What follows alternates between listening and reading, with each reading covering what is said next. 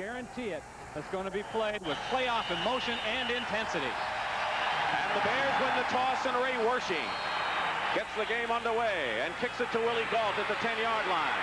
And Gault, who has run it back 99 yards this year for a touchdown, is stopped by Carl Monroe at the 27-yard line. As we look at the Bears' backs and receivers, Ken Marjoram is in for the injured Dennis McKinnon. They don't go down too much. He's an acrobatic receiver. Catch it anywhere. Also a replacement at tight end where Tim Reitman is in for Emery Moorhead with a sore knee. Mike Ditka says that Reitman plays like he did.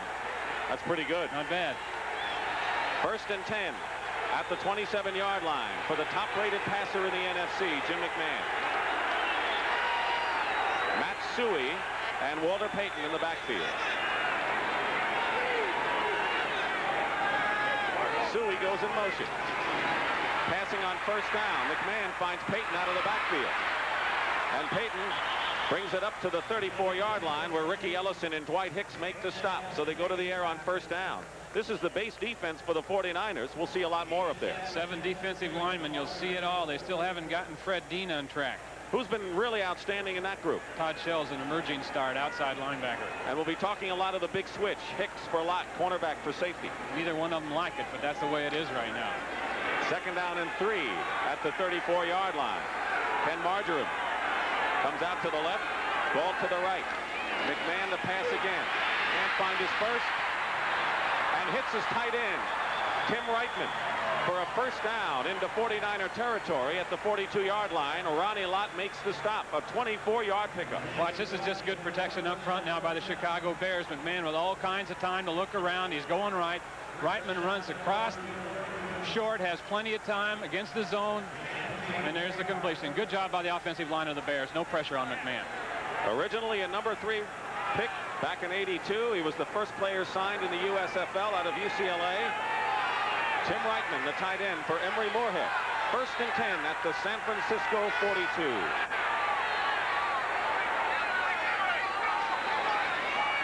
Play action pass. McMahon looking deep. And Dwight Hicks was defending against Willie Gault. Gault had him beaten, and the pass went beyond the end zone. No question what Jim McMahon's trying to establish early here. Well, this is not quite what the Bears expected. The Bears expected that they would use Eric Wright against Willie Gault man for man and help Dwight Hicks over in the other corner with zone. But that time, Hicks had him man for man and did a good job on him deep. You know they're going to test Dwight Hicks, but they expected the other guy on him, Eric Wright. So it's 2nd and 10 on the 42. The 49ers bring in their nickel package. And Fred Dean, who is yet to pick up a sack this year, number 74, is in the game. He says, I'll be okay once I get my hands on the quarterback. He hasn't done that yet. There's Walter Payton, who scored his 100th and 101st touchdown last week.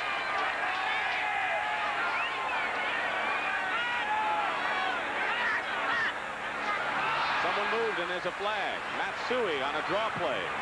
Brings it out to the 37-yard line. We saw a 49er right side of the line move. Let's see if he was drawn. Jeff Stover and Carlton Williamson made the stop on Suhey. The referee today is Gordon McCarter.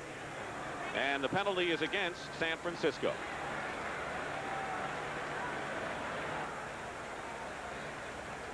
Gary Big Hands Johnson was offside that time. Number 97 on the defense. 5-yard penalty. Repeat, 2nd down.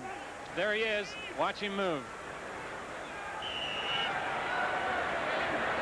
And McMahon had a free one, but it was a draw to Suhey. 2nd down and 5 at the 37-yard line. The Bears have won 16 of the last 20 games that Jim McMahon has started.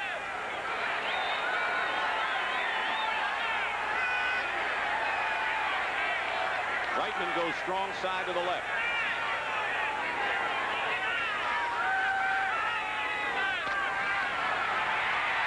And McMahon to the right sideline to Willie Gault, and he's got it inside the 5. Willie Gault to the 4-yard line. Torrey Nixon, a nickel defender on the play, and Willie Gault, who has the best average per reception in the NFL. Torrey Nixon is a rookie that the 49ers picked up after the season started from the Washington Redskins. He was their number 1 draft choice. Couldn't sign him. And who can stay with Gault? Great throw by McMahon. And Gault's out of bounds at about the 3. A 33-yard pickup, and Willie Gault, the big play man, has given the Bears first and goal on the 3, and consternation for Bill Walsh early here. There's a sensational throw by Jim McMahon. Don't forget, in the championship game last year, the 49ers did not have to contend with Jim McMahon. Calvin Thomas is in the backfield now with Matsui, and he goes in motion. Play action, McMahon wide open and tipped away. Hey, a tackle eligible out there. Andy Frederick was the tackle, and he was wide open until Ricky Ellison saw him and got a hand on that pass and saved a touchdown. Moorhead probably came in as a tight end because Emory Moorhead is not feeling really well in a blocking situation. He delayed for a second, then went out. Number 71. He has to report to the officials, of course, and tell them. The officials then tell the 49ers that 71 is eligible, and Ricky Ellison just batted it away. He saved a touchdown that would have given Mike Ditka's team the lead. So it's 2nd and goal on the 3.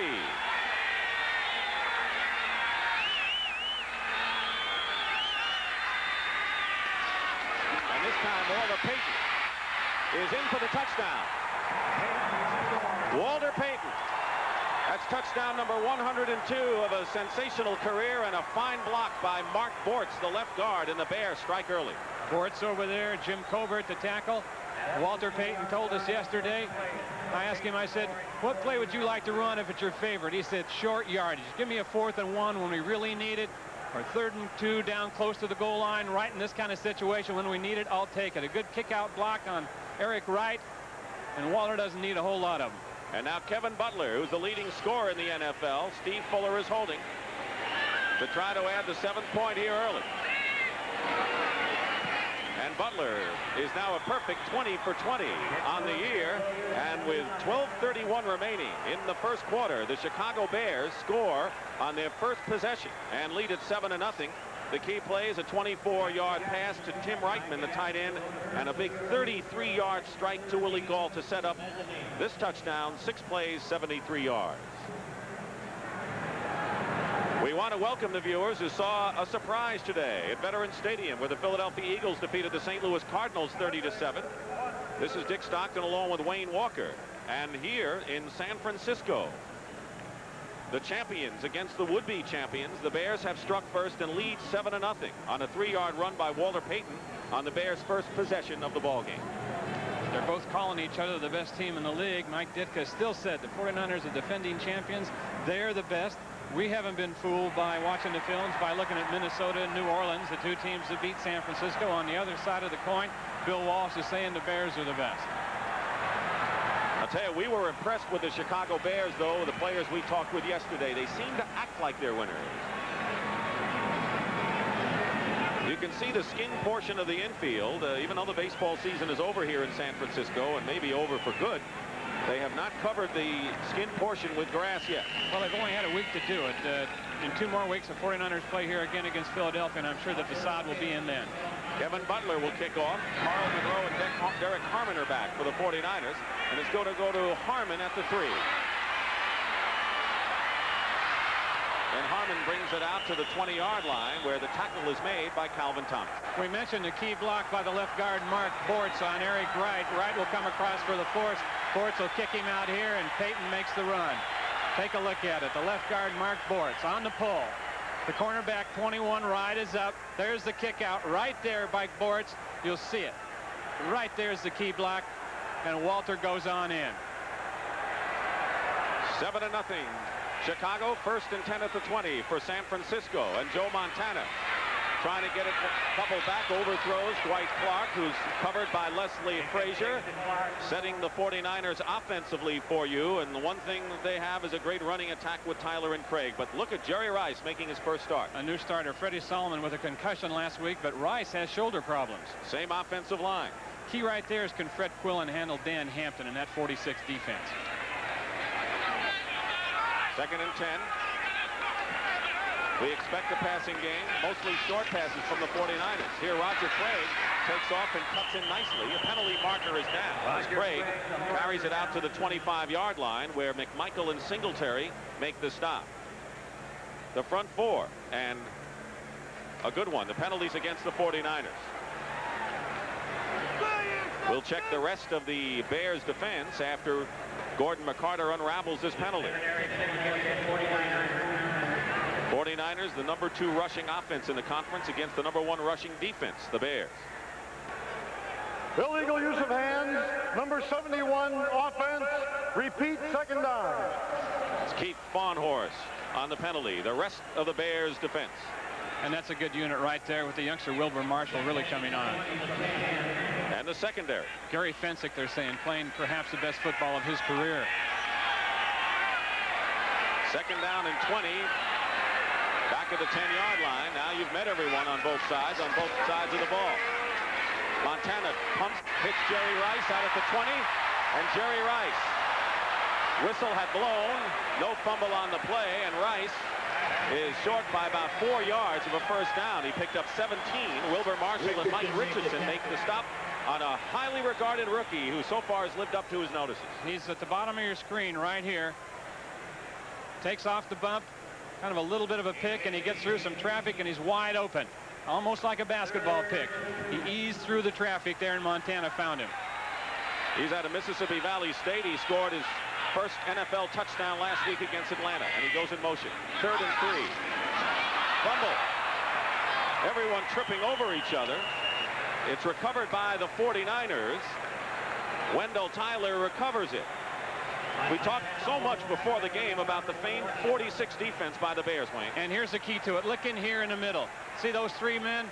You've got one against the center, one against both guards. No room for error in the middle. It keeps people off Singletary in the middle and puts a lot of pressure on Montana and those guards and center right away. Max Runeker nearly has his kick blocked. Good high kick. Ken Taylor at the 31 for the Bears. And Taylor has stopped at the 37.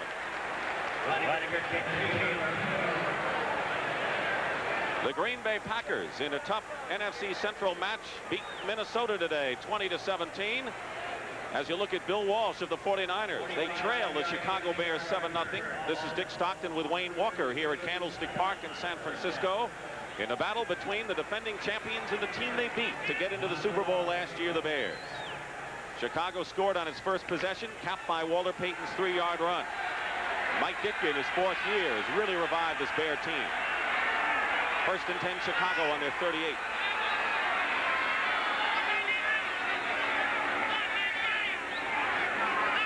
Matsui, the fullback, in motion. Take a draw, hit Reitman, the tight end. First down, and deeper into San Francisco territory to the 36-yard line. Good for 26 yards and a first down. And with Emery Moorhead out, Tim Reitman has already made a big contribution. Reitman is right here, the tight end. He gets a release downfield, but watch Walter Payton back here pick up the blitzing linebacker Todd Shell. That enabled McMahon to get it off. There's the snap. Now Walter, a fake right there, but he sees the blitz coming, takes a step out, picks off the blitzer, and they can get the ball to Reitman because of that. Reitman has caught 2 passes for 50 yards thus far with 9:49 to go in the first quarter. 1st and 10 at the San Francisco 36. McMahon has time. He can run. He does. He gets a first down to the 25-yard line. Maybe inside the 25. Ronnie Lott and Michael Walter make the stop, and that's the extra dimension the Bears have with McMahon. Well, now the 49ers know what it's like when teams prepare against them and the troubles that Montana will give them. Same way here with McMahon. Good coverage downfield. Nobody open. Now McMahon will come out of there. The 49ers, #1 thing this week, they said for the defense, stay in your lanes. #2, they said, give up your pass rush to get back in the lane. They did that. McMahon still picked up yardage. All you can do is go back to the defensive huddle now and shake your head a little bit. In '83, when the Bears won in Chicago, McMahon led all rushers with 74 yards. 1st and 10 at the 24. Payton up the middle. And Payton gets inside the 20-yard line. Tackled by Dwayne Board and Michael Walter. Mixing his plays nicely, going short and going long. Jim McMahon so far. It's a wham play, a counter step. And Matsui comes through, leads through, and gets a block on Ricky Ellison, number 50 right there. And Walter's got the strength on the leg drive to pick up about 6 or 7. He scored his 102nd career touchdown. As you look at Chicago's dominance so far, we have 8 minutes and 20 seconds to go in the first quarter. 2nd down and 3 on the 49er 18.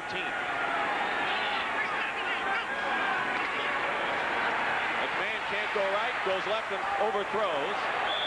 The defenders were covered well all over the field by the 49ers, I should say the receivers. Yeah, he threw that. There was no one 40 yards within that ball. I've always thought from a defensive standpoint that ought to be intentional grounding, but it's never been called. Third down and 3. Jim McMahon, the 5th player drafted 3 years ago. In fact, the 2nd quarterback. Art Schleister was the 1st quarterback drafted, and he was waived this week by the Colts.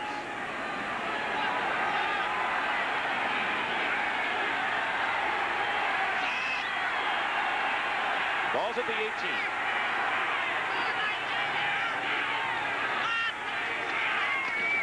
Play action. McMahon doesn't make it. He's shy by 2 yards.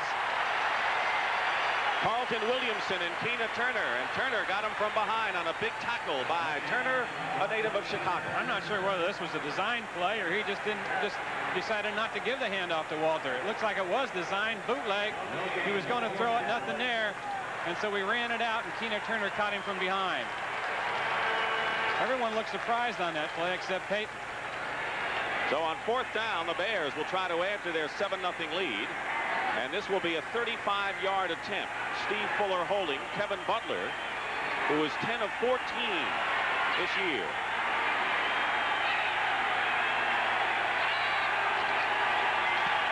And Butler's kick is good. So the rookie from Georgia has kicked the field goal, and the Bears lead at 10-0. That'll go down as a 34-yard field goal. And with 7:18 remaining here in the first quarter, the Chicago Bears lead 10-0. We want to welcome the fans who saw the Los Angeles Rams in a seesaw battle stay undefeated and beat Tampa Bay today 31-27. The other unbeaten team in the NFL, the Chicago Bears, are leading the San Francisco 49ers 10-0. This is Dick Stockton along with Wayne Walker. And Mike Ditka's Bears trying to go 6-0. The Rams very intently watching this game, because if the Bears can go on and win, they will have a healthy 3-game lead over the 49ers after 6 games of the season. 49ers said that they have painted themselves in a corner, and they really have. They said they are a cornered football team, and everyone knows it. Walter Payton scored from 3 yards out on the first possession to give the Bears a 7-0 lead as Carl Monroe goes back. And Kevin Butler kicked the 34-yard field goal to make it 10-0.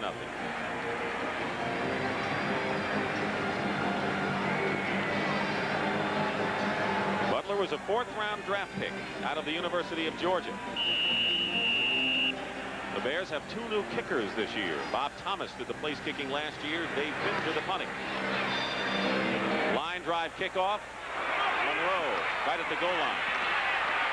And he's hit shy of the 20-yard line by Thomas Sanders. Well, next Saturday on CBS, we have a college football doubleheader. First, a nationally televised game, Purdue against Ohio State in a Big Ten battle. Purdue with a big win yesterday over Illinois. That's 12 o'clock Eastern. What about this game? Michigan, number 3, against top-ranked Iowa. Iowa might be the only team in the country can score points off Michigan. They're just not giving up many. Some of you will see Auburn against Georgia Tech. First and 10 at the 18 for Joe Montana and the 49ers. Montana finds Russ Francis. And the Niners tight end fumbled. Let's see if the whistle had blown or the Bears had recovered. We'll wait for the official signal. Russ Francis on the receiving end. And the Bears have recovered. It was Dan Hampton who recovered the fumble by Russ Francis, and the Bears get another big break. Watch Montana now on his drop. A very short one. 5-step drop. Francis across. Singletary bumps him and then chases. See what happens with the football. Singletary's in there. It's an arm around it. Francis still got control, but it's waved around a little bit. And it looked like it was Wilbur Marshall who came in, got an arm on the ball and knocked it out. Number 58, Wilbur Marshall. First and 10 at the 26 for the Bears, leading 10-0 with under 7 minutes to go in the first quarter. Threatening to move way ahead here in the first quarter. McMahon. Chase. Incomplete, and it was Jeff Stover who really put a terrific rush on Jim McMahon. That's Looks like they had a screen set up to that side, but the back didn't get out. He must have gotten hooked up inside by one of the linemen. Did not get out. Here's Jeff Stover right here. He's the one that put all the pressure on McMahon. These two linemen here will come out later, and I think that McMahon had a screen call. They'll set up and then drift on out in the flat. And Sisui did fall down over a pile, so there was no screen, nobody there for McMahon to fall on. Jeff Stover with a good rush, and he really got by Keith Van Horn nicely. Crowd booing. They thought it should be intentional grounding. Time remaining in the first quarter. 2nd and 10 on the 26 now. Here's Walter Payton. Hit immediately by Ricky Ellison. He met him head on, and they love it here in San Francisco. He's pumped up. Yes, he is. He always is. Sunday to Sunday. This is his kind of game. He loves to play in a football game when the other team has a great runner. And he'll usually respond with a pretty good ball game. Put his helmet right in the middle of Walter's numbers, raised him up, and then help came in. Rick leads the 49ers in tackles, and the man who forced the fumble, Wilbur Marshall. 3rd down and 8 now at the 24. James Manis and Brad Anderson go in. Extra receivers for the Bears, who are in the shotgun. And a flag is thrown. The clock had run down, and McMahon may have taken too much time.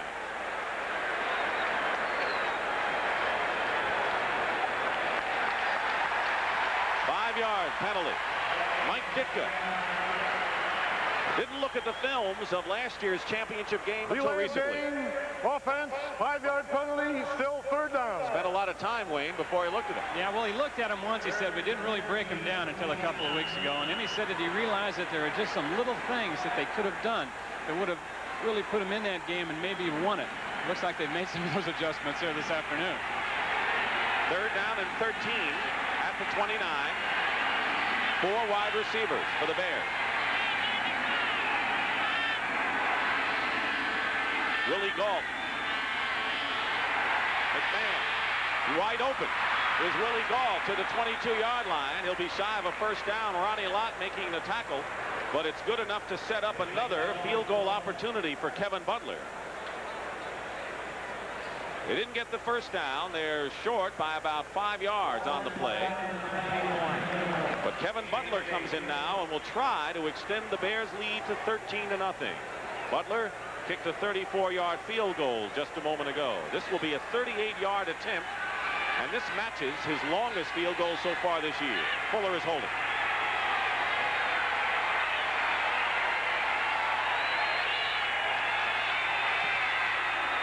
And Butler's kick is perfect. So Butler matches his longest field goal, 38 yards, and with 4 minutes and 54 seconds remaining in the first quarter, the Bears capitalize on the fumble by Russ Francis and now lead it 13-0.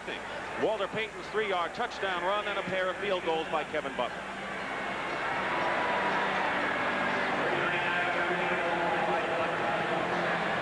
Two weeks from Saturday, October 26th, Patrick Ewing, the All-American, great one from Georgetown, makes his debut with the New York Knicks against the Philadelphia 76ers on the return of the NBA on CBS. I think that Patrick Ewing might be making his stand in these preseason games, these exhibition games. He's gotten, what, ejected from one, gotten a couple scrapes and a couple of others, and I think he's probably telling those guys, I might be a rookie, okay, but I'm making my stand here, and you're not going to be able to push me around anytime. He's a presence. There's no question about it, and it's only a matter of time for Patrick Ewing. You'll see his debut against Philadelphia.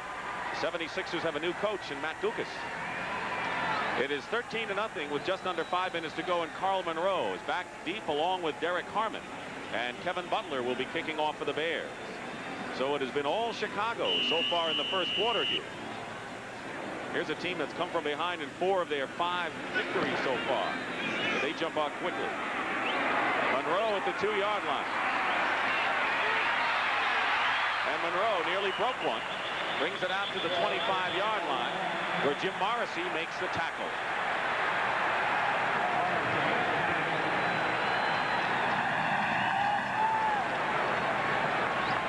There's a message on the scoreboard here that the entire 49ers squad and organization send their good wishes to Mrs. Marie DeBartolo, who's not feeling well. And, of course, as they say here, she's the 49er biggest fan, and no one doubts that. 1st and 10 at the 25. Jerry Rice in motion. Montana, quick flip up the middle. White Clark has it to the 32-yard line. Mike Singletary makes the stop. What are the 49ers trying to accomplish today here? Well, that was a 46 defense. Now, every time they come out of the huddle, they've got the play called for a 46 defense. If the Bears are in something else, Montana will audible at the line. So they're set to go against that 46 with quick stop. White Clark now has caught a pass in a record 78 straight games. He says, I think about it till I catch one, but a big game like this, I don't think about it. 2nd down and 3 at the 32. Montana on the run. It's Wendell Tyler, and a 1st down to the 40. Fensick on the stop. 46 defense again for the Bears that time, and both the outside linebackers that line up over the tight end, they blitzed. So did Singletary, blitz from the middle. Montana picked it up. Wide open over the middle, no Singletary. Watch him, number 50, come in the gap. Tyler runs a little swing right there. And Fensick can't get there in time from his deep safety spot. 49ers got what they wanted on that defense. 1st and 10 at the 40-yard line. Showing a blitz for the Bears, and they give it off to Wendell Tyler, who fumbled. Let's see, the Bears may have recovered, and they do.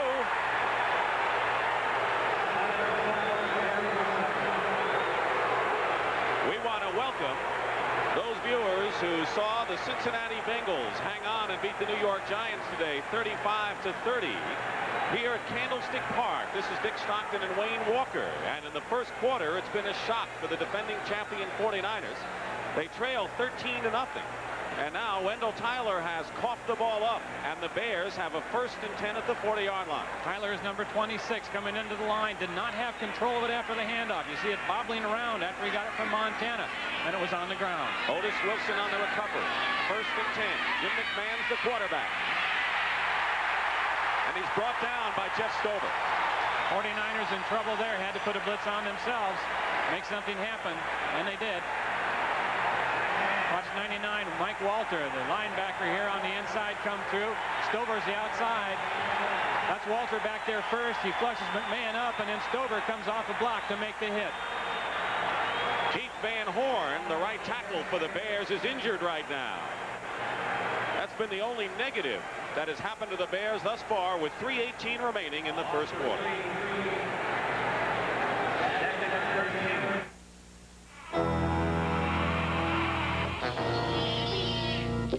This Halloween, don't just ask for a light beer. Bartender, please, give me a light. No! Bud Light! Bud Light. Because everything else is just a light. Now, how about if I tweet? Make this Halloween a Bud Light Fright Night. Look for this display with free poster and special mug offer at participating retailers. See, I'm an accountant. Bill Evans can't breathe. My nose is so stuffed, the air can't get through. Prove it. Would you try Dristan long-lasting nasal spray? I'll try anything. It can give you relief in seconds that lasts all day. Can you breathe now? I think so. Prove it. Still breathing freely? Yeah. Prove it. Prove it to yourself. Dristan long-lasting goes to work in seconds, lasts all day. Or try Dristan regular. Denerex shampoo and conditioner versus Head & Shoulders regular formula. On this side, I can feel a tingling sensation. There's something going on up there. And this side, there's not much happening. Look what you used. Well, this is the brand that I usually use, and this is Denerex. Each shampoo has one medicine for dandruff. Denerex adds an extra anti-itch medicine, and Denerex adds conditioner, too. My hair's a lot more manageable. Feels nice. Goodbye, Head & Shoulders. Hello, Denerex. Get Denerex, dandruff shampoo that conditions, too. Jim McMahon came out throwing today, and this big play to Willie Gall set up the only Bear touchdown on the first score. He runs a fade pattern against Torrey Nixon, the rookie. A lot of people that are Bears fans say they're not getting the dividends they expected out of Willie Gall. There's a down payment right there, folks. Walter Payton went over from 3 yards out, and then Kevin Butler has kicked 2 field goals from 34 and 38 yards as the 49ers have fumbled twice and lost 2. And almost the entire quarter has been played in the 49er territory. 3 minutes to go. 2nd and 14. Tim Reitman, the tight end, in motion for the Bears. Swing pass to Matsui. And Sui gets to the 39, where Eric Wright comes up to force the play. Chicago Bears 5-0 will try to join the Rams as the only unbeaten team. The Rams beat Tampa Bay to go 6-0. That's really a quick screen right here. Watch Walter Payton, number 34. He is out in front of Sui, downfield. Watch him get the block downfield right here. On Keena Turner. Turner's on the ground. Walter Payton can do it all. Mike Ditka, in his 4th year, he says, well, if you win, you can coach, and if you start to lose, you go out and play golf. He's going to be coaching a while. 3rd and 9 at the 40. That's Willie Gauld in motion. And they flip it inside to Walter Payton. And Payton has a first down inside the 30-yard line for the Bears. A shuffle pass inside. Fred Dean made the tackle. Good for 13 yards, and the Bears can do no wrong. It'll be 1st and 10 for the Bears. All right, take a look here on a telestrator. The 2 outside receivers right here and here will clear that area out for Walter Payton. Payton will take the flip from McMahon. There it is right there, kind of a Utah draw. Nobody there. He's got wide open spaces. They call it the Utah draw. They call it the flip. They call it anything, but that's a good guy to get it to. 1st and 10 now for the Bears on the San Francisco 27. The tight end Reitman in motion. Swing it out this time to Matsui. Sui head down. Gets it to the 23-yard line, where Keena Turner and Ricky Ellison combine to make the stop. What a contrast in coaching. Rough and tumble Mike Ditka and perhaps the more sophisticated Bill Walsh. Yeah, no question about it. There's some concern right there today. Mike Ditka has changed his personality a lot since he took over. He said, you know, I tried to prove too much to too many people too soon to justify Mr. Hallis's faith in giving me the job. He took everything personally. He said, but I'm okay with it now. We're all having fun. Less than a minute remaining. 2nd down and 6 at the 23. Draw play to Payton. And Payton inside the 20-yard line, shy of a first down by just a couple of yards. And Walter Payton, who doesn't really fumble all that much. 14 times in the last 3 years and so far this year. Watch Matsui again on the lead block, number 26 right there on the linebacker. See, he's got him tied up as Payton goes by. Sui is still stuck on his block for Payton. Great job. 3rd down and now 1. Talked about Payton, and the fact is all the years he's been running that he doesn't fumble the ball. Well, you know, he's got kind of a different style. You'll notice a lot of times when he gets the ball, he holds it out in front with both hands before he puts it away. We'll talk about that later.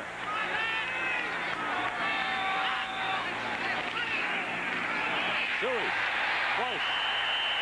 49ers came up strong to meet him with Todd Shell and Ricky Ellison. The clock stops. 3 seconds remaining in this first quarter, in which the Bears have spent all day in 49er territory, and it is a first down, and the clock runs down. The Bears had everything their way, leading the defending champion 49ers 13-0 and coming back when we do. 1st and 10.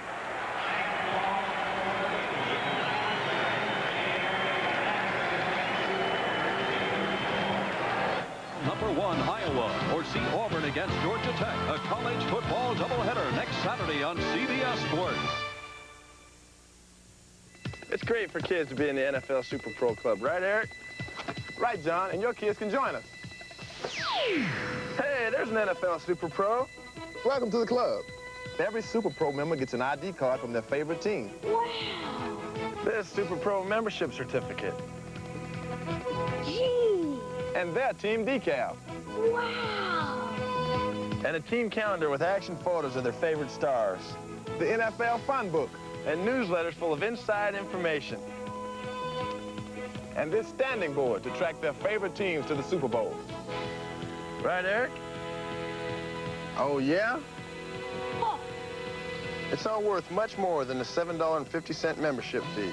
And it's easy to join. Send name, address, name of favorite team, and $7.50 membership fee to NFL Super Pro Club, Post Box 9000, Trenton, New Jersey, 08650. And your kids can join us. This message furnished by the National... By Bud Light. Everything else is just a light. AT&T and long-distance services, AT&T is the right choice. And by Sears, where you'll find great values. There's more for your life at Sears. This is Dick Stockton and Wayne Walker here on a beautiful day in San Francisco, and they say maybe the largest crowd ever at Candlestick Park. But it's been the Bears' day so far, leading 13-0. And the Bears got the first down just as the first quarter came to a conclusion. They're on the 49ers 16. Calvin Thomas and Walter Payton are in the backfield. Thomas goes in motion. McMahon swings it out to Payton. Payton inside the 10. And out of bounds at the 5. Eric Wright making the stop on the play. There's a guy who used to get the ball automatically 1,000,000 times in the old days for the Bears. You bet. Calvin Thomas this time comes out of the backfield first, and 2 or 3 guys are influenced to go with him. And believe it or not, you got number 34 Walter Payton out here catching the ball, and nobody's within 10 yards on him. When you consider that the 49ers beat the Bears in the championship 23-0, the one ingredient that was not present for the Chicago Bears was the quarterback, Jim McMahon, and he has made a difference so far. Yeah, you bet. I think Mike Ditka, his coach, put it best. He said, we're riding the wave with McMahon. He's an inspiration, top-rated passer in the NFC. First and goal on the 5. McMahon looking to throw, getting chased by Eric Wright, and overthrows another tackle-eligible, Andy Frederick, who was involved in a tackle-eligible play and nearly caught a touchdown pass in the first quarter, overthrown. It'll be second and goal. Mike Ditka says he puts a lot of these kinds of plays in just because it breaks up the monotony of practice for his players. That time, Andy Frederick, again, number 71, normally a tackle lined up in an eligible tight end spot, had to report. 49ers really aren't going to fall for that twice once the officials tell him 71 is in an eligible position. So he got behind him one time. It's not going to happen twice. Keith Van Horn, who was shaken up, is back in at right tackle, number 78. Payton and Thomas in the backfield. Second and goal at the 5. McMahon, chase, fires, and that's what a quarterback with escapability can do. And meanwhile, Ronnie Lott had to be drawn away from Jim McMahon by the official. McMahon yesterday, why do you tuck your shirt sleeves in? He says, they're real loose. I don't want anybody grabbing them. Watch this right here. He's out of here. There's nothing there. He'd have had a loose shirt sleeve right there. It could have been grabbed. Ronnie Lott gets him by the sleeve anyway. But McMahon gets it away. No sack.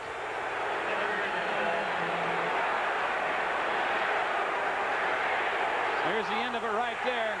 Saw McMahon release, and then he's down. This is the 10th play on the drive coming. Third and goal on the 5. McMahon with the rollout. Payton hit by 2 men at the 11. Ricky Ellison and Todd Shell and the 49ers hold there. And Mike Ditka knows he's got to go for 3 once more. All right, watch McMahon here now. Watch him look clear to the left. He's looking left. He's looking left. Payton sneaking over here to this side. He waits and holds till the very last minute and tries to get it to him to fool the defense. It didn't fool Todd Shell. He looked off until the very last minute. Meanwhile, wide open was this man. Against Eric Wright. A field goal attempt now from 27 yards. Kevin Butler, who already has kicked 2. Steve Fuller is holding.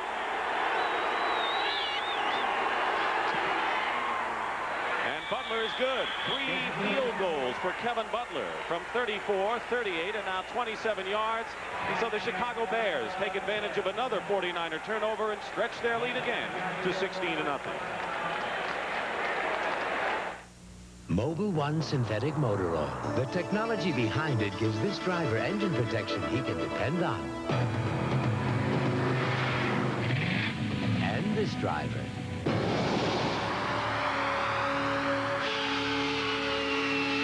And this driver. And this driver. Mobil synthetic oil technology. There's no finer engine protection on Earth or anywhere else. I own a PC and a VCR, a condo on the beach, and my own company. But I don't own a car. I lease with GMAC. For me, leasing was smarter than buying.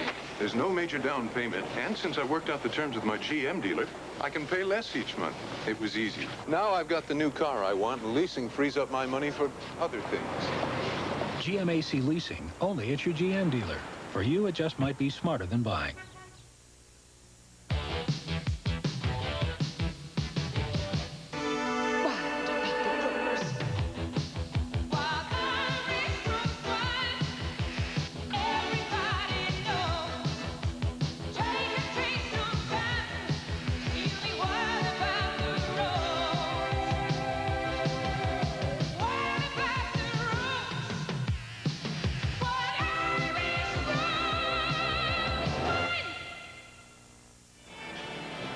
The Chicago Bears have owned this game so far. The 5-0 Bears and the 49ers know their backs could really be to the wall if they lose this game and go down to 3-3 on the year. They know the Rams have already won, and we'll bring you back on up to date on all the scores. Meanwhile, Derek Harmon to the right, Carl Monroe to the left, and Kevin Butler will kick off for Chicago. Butler already has kicked 3 field goals.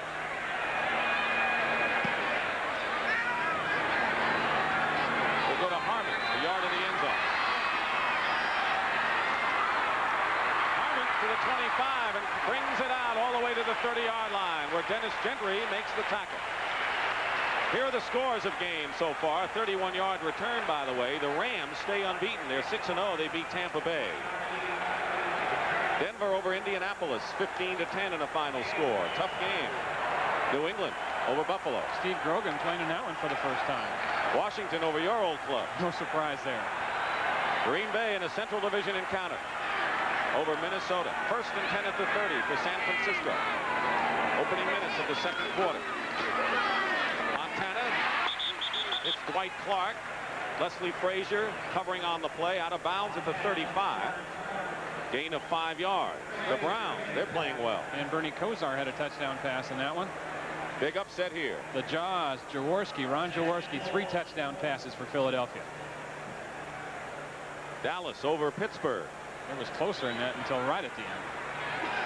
2nd down and 5 at the 35-yard line. 16-0 Chicago. We're in the second quarter. And here's Wendell Tyler breaking one open. And if it weren't for Gary Fensick, Tyler would have gone all the way. A first down for the 49ers at the 46-yard line. An 11-yard pickup for the San Francisco leading rusher. One of the better inside runners in the league for a smaller type individual. He gets through the hole so quick. A good job by Fred Quillen that time on Hampton. Had him turned around. Randy Cross with the block, and Fensick was the saver. Believe it or not, the 49ers have their deepest penetration right now. Their own 46-yard line. Roger Craig. Craig. To the 37. Wilbur Marshall makes the stop. 18 yards. And Roger Craig is having a sensational season in every way. Got a good block from John Frank over there. And look at this. They call him the catfish, the way he swims through the hole. He's the swimmer. Look at everything's in motion as he comes through there. The Bears have had the ball 24 plays. The 49ers 9. And they just had the ball for a couple of first downs. But they're in Chicago territory at the 37. Joe Montana, who's the 3rd-rated passer in the conference. Craig again. Strong to the 31-yard line. And Mike Singletary makes the tackle, and a good block by the left guard, John Ayers. And they're doing a pretty good job against that 46 defense. We mentioned the 3 men in the middle that they have to handle. This is Dent right here at end. He takes a wide rush up, and that's been getting them in a little bit of trouble. Bubba Paris will just turn out on him, and they run up inside. And it's a 2nd down 5. Bill Walsh's team has to come back. The Bears leading 16-0. Montana. Jerry Rice is there for the catch at the 21. Another first down and a penalty marker down about the line of scrimmage.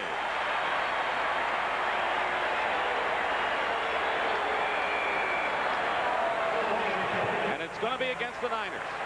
Jerry Rice against Leslie Frazier all the way across. Montana in trouble. Rice adjusting. Montana throws on the run. Good catch.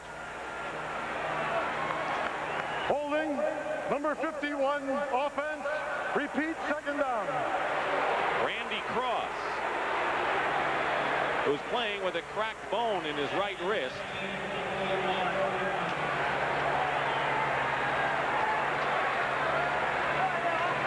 Randy Cross, yes, he sees falling down, so he just pulled, looks like McMichael down with him.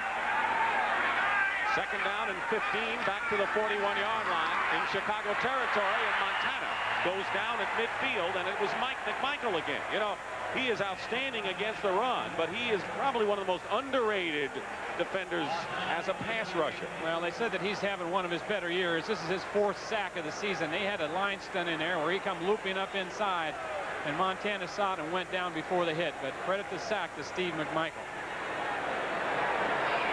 Second on the team. That's his 4th sack of the season. He had 10 last year. Pretty good for a tackle. Third down and 23 at midfield for San Francisco. Penalty markers are down. Pass up the middle to Roger Craig. Bounces off a couple of defenders and is stopped at the 34-yard line. But don't forget, there's a penalty. Sean Gale, the nickelback, made the stop finally on Craig. He got 17 yards. Okay, I'm just so surprised that defensive teams don't have somebody just go up and sit with Roger Craig when he does what he did just then. Illegal procedure against the 49ers. You know, Craig will just set up like he's checking for a blitz. None comes, and then he sneaks out on a little slip flare and catches it underneath everyone.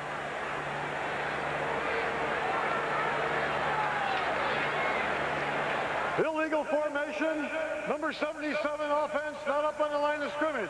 Repeat, third down. Why do you think Bubba Paris may not have been up on the line of scrimmage? Well, I'll tell you why, because he's a little bit worried about Jim Dent's pass rush. He said Dent is so quick that he's going to have to get a deep drop to handle him, so he probably set up a little bit deeper than normal. Or Richard Dent, I'm sorry. Critical mistakes by the 49ers, Wayne. 2 fumbles in which the Bears capitalized. And these penalties that set him way back. Here comes a blitz. Singletary was in there. And Montana's pass is incomplete. He was going for Jerry Rice. And covering on the play was Mike Richardson. But Singletary got to Joe Montana. The Chicago Bears have dominated the game. And you never know where they're coming from. Mike Singletary on the outside over in here. Takes a blitz. Montana blindsided. Dangerous for a quarterback. Not enough people to pick him up. They're picking up inside, and look at this shot. Montana was lucky. 4th down, and Max Runaker will kick. Kent Taylor is back for the Bears. He is 3rd in the NFC in punt return, and he stepped out of bounds inside the 10-yard line. A 46-yard punt by Max Runaker. And here's what Taylor did on the receiving end. Right there, out of bounds, and we'll be back. Do I hear 3800 Santa Fe? AT&T is in antiques. With AT&T Alliance Teleconferencing Service, an antique dealer can easily hold an auction with clients all over the country at the same time, as clear as if they're in the same room. All right, Chicago, it's yours. Now, another reason to choose AT&T long-distance services. Talk with us. AT&T, the right choice. Give me a light. Bud Light. Oh, the chili. If you just ask for a light beer, you never know what you'll get. Give me a light. Bud Light. So if you want the less filling light beer with the first name and taste, don't just ask for a light beer. Give me a light. No, Bud Light. Bud Light. Because everything else is just a light. Wherever you are in America, there's one car battery the weather finds tough to beat. One car battery that outsells any other, the Sears Die-Hard. Right now, you can have a new Die-Hard battery installed in your car for just $54.99. And join the millions who put their confidence in Die-Hard, America's best-selling replacement battery. There's more for your life at Sears. cloistered nuns in television is without question one of the most ridiculous things that could have ever happened. Tonight on CBS. Joe Montana has a very important series coming up here, even though the Niners start from their own 9, trailing 16-0. And the reason why the San Francisco Niners are in a hole, because of this last 4 possessions, all resulting in scores for Chicago.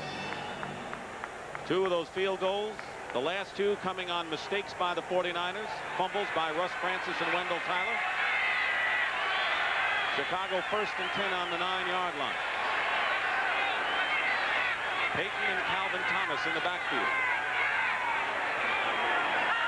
Tim Reitman, the tight end, in motion. Draw play to Peyton. Got some room. And runs it out of bounds at the 11-yard line. At the 16. Gain of about 7 yards. Good block by Keith Van Horn, the right tackle. Check it right here now. He'll turn outside. Jeff Stover was inside. He was handled excellently by Tom Thayer. Van Horn got another block, and Walter gets to the outside with some open spaces. Bears have had the opportunity to start many of their drives in San Francisco territory. Doing the mistakes. McMahon went deep early. 2nd down and 3 on the 16. This time Peyton has it. Trying to get a 1st down to the 19-yard line. The Raiders jump up ahead of New Orleans 14-0 in the 2nd quarter. Marcus Allen has scored 2 touchdowns. Seattle over Atlanta 7-0. The Falcons are winless. And Kansas City over San Diego. There's a baseball playoff game. The Royals, with their backs to the wall, Toronto leading 3-1, have scored in the 1st inning at Royal Stadium against the Blue Jays. 49er bench. Kind of a solemn one right now. 3rd and 1.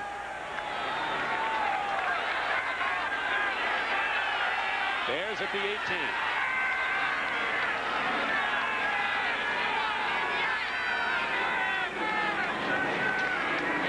McMahon under pressure.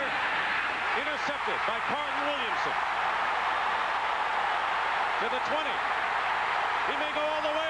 Touchdown, San Francisco.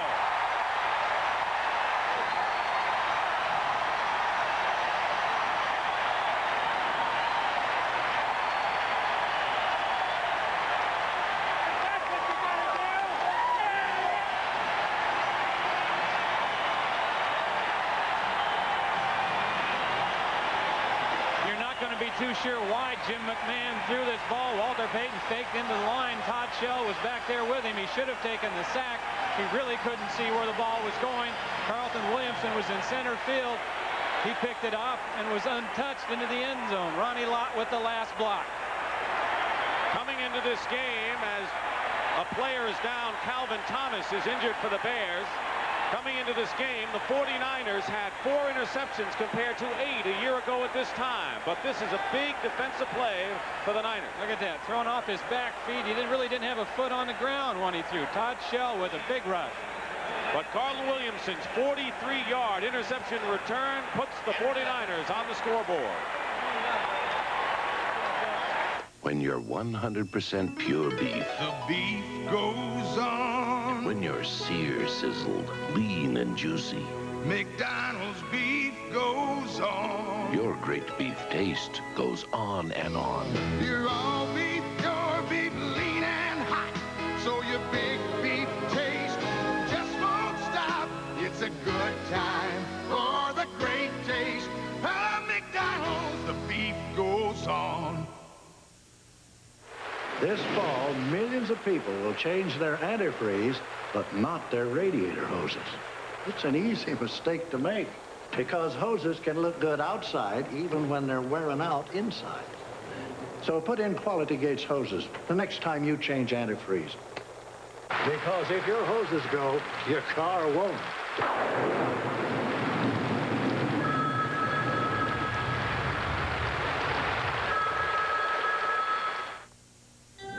Who has? That's Calvin Thomas, who is shaken up and now on the Bears sideline. The score is 16-6. Ray Wersching has yet to attempt the conversion. For Carlton Williamson, meanwhile, his 10th career interception and his first touchdown of his NFL career. 16-6 the score, and Wersching with Matt Cavanaugh holding. Wersching is perfect this year, 19 for 19 and a streak of 127, longest current streak in the league. And it's now 16-7.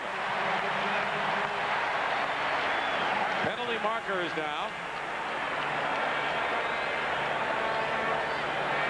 And Mike Ditka's Bears ahead 16-0. It's against the 49ers. So Ray Wersching has to stay on the field and will have to try another one from farther back. Joe Montana trying to get things started for the 49er offense. Illegal use of the hands. Number 86 of the kicking team. 10-yard penalty. Repeat the try for a point. It's John Frank. So now Wersching, the 10-yard penalty, will have to move back. This will be a 30-yard attempt for the conversion.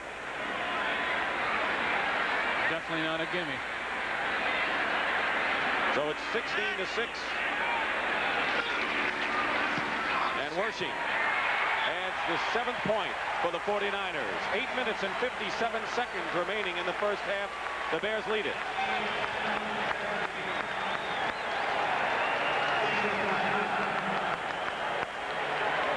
John Boy. OC.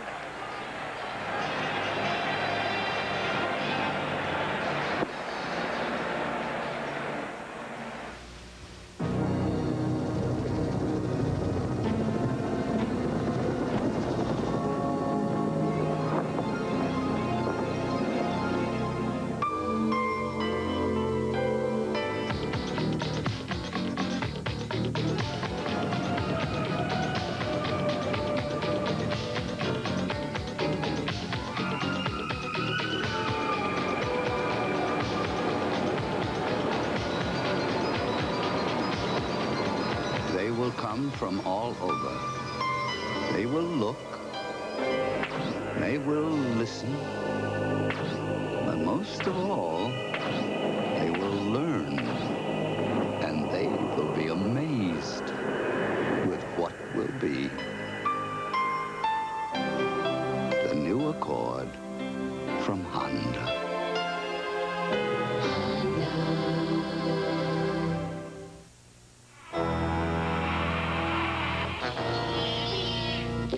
This Halloween, don't just ask for a light beer. Bartender, please, give me a light.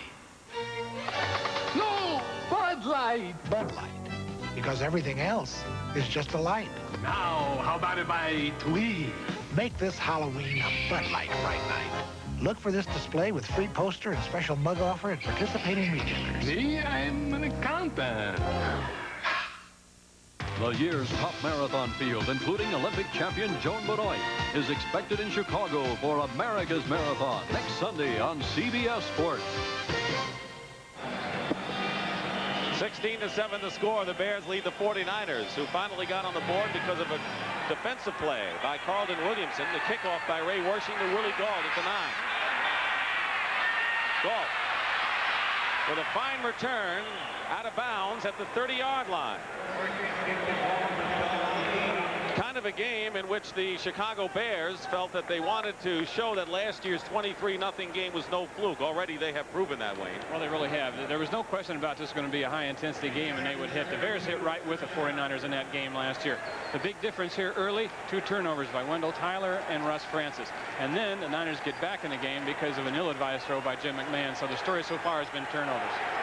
So far, it's been the 49ers, the only team making mistakes before that interception by McMahon, his 6th of the year. 1st and 10 for the Bears on the 32. McMahon's toss is caught, and a first down by Ken Marjoram at the 44-yard line, good for 11 yards. Marjoram is playing in place of Dennis McKinnon, who's injured. And look at the cushion that they're playing against over there with Marjoram. That's Eric Wright, number 21, who usually doesn't play receivers that loose. Marjoram ran down and turned up in front of him. Marjoram played at Stanford. He played under Bill Walsh. So he's good at adjusting his routes according to the defense, because that's what Walsh coaches. All of last year, he was out with a ligament damage. They say he has not lost any speed. 1st and 10 at the 44. Matsui is in motion. McMahon up the middle as Reitman is tight end, and Reitman gets into 49er territory. To the 49-yard line, Ricky Ellison making the tackle. Reitman is playing in place of Emery Moorhead, who's out with a sore knee. See if we can find Reitman. Now, he'll probably set up and block, hold for a count, and slip across the middle. That's exactly what he did. He was down on the ground even. Went down on the ground like he was blocking the defensive end, tried to get lost. He did, popped up, and McMahon got it to him. Reitman has caught 3 passes. Now 4 receptions on the game for 106 yards coming in, 3 today. 2nd down and 3 at the 49-yard line. And McMahon doesn't like what he sees and calls a timeout. 7 minutes, 57 seconds to go in the first half. The Bears scored the first 16. It's 16-7. Technology is taking over the world. You can keep up with it, or you're going to be left behind. That's why I joined the Army. From microchip circuitry to laser technology, the world's largest school for high-tech skills is the Army. Bravo, go active. Bravo, lock, 205. Be all that you can be. I don't intend to get left behind. Find your future in the Army. What's he doing now? He's looking kind of funny at a cigar. Bet it's the wrapper. How come? Most cigars don't use natural leaf wrappers anymore. Now, Garcia Vega's still an honest cigar. Garcia Vega still gives you the rich tobacco taste of natural leaf wrappers. He's doing it again. He ought to switch to an honest cigar. Garcia Vega, still an honest cigar. He's doing it again.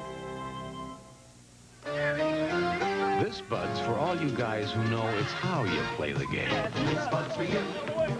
There's no one else who makes them move the way you do. Come your way. So here's to you. For all you do, the king of beers is coming through. Yeah, just for you. That distinctively clean, crisp taste that says Budweiser. For all you do, it's Bud's for you. The Redskins and the Giants will collide in a big NFC East showdown. Or the Cardinals take on the Steelers among the regional games next Sunday on CBS Sports. The Bears lead 16-7, and of course their offensive style is a far cry, Wayne, from the way it used to be. Yeah, when it was Walter Payton left, Walter Payton right. He hasn't carried the ball all that much today, but as the 49ers know and everyone else knows, he's lurking back there. So is Mike Ditka on the sideline. McMahon is 12 for 19. 142 yards and a big interception. 2nd down and 3.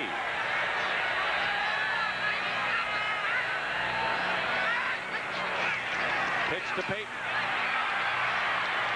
Payton has the first down to the 44-yard line. Walter Payton gets another first down. Keena Turner making the tackle.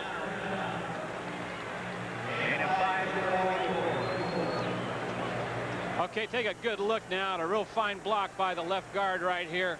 Bortz, he'll pull out, knock the Wayne Board down, the defensive end right here. That gets the play outside. Look at the pull. There's the block. Board's down. They high and load him, and there's the yardage. 1st and 10 at the 44.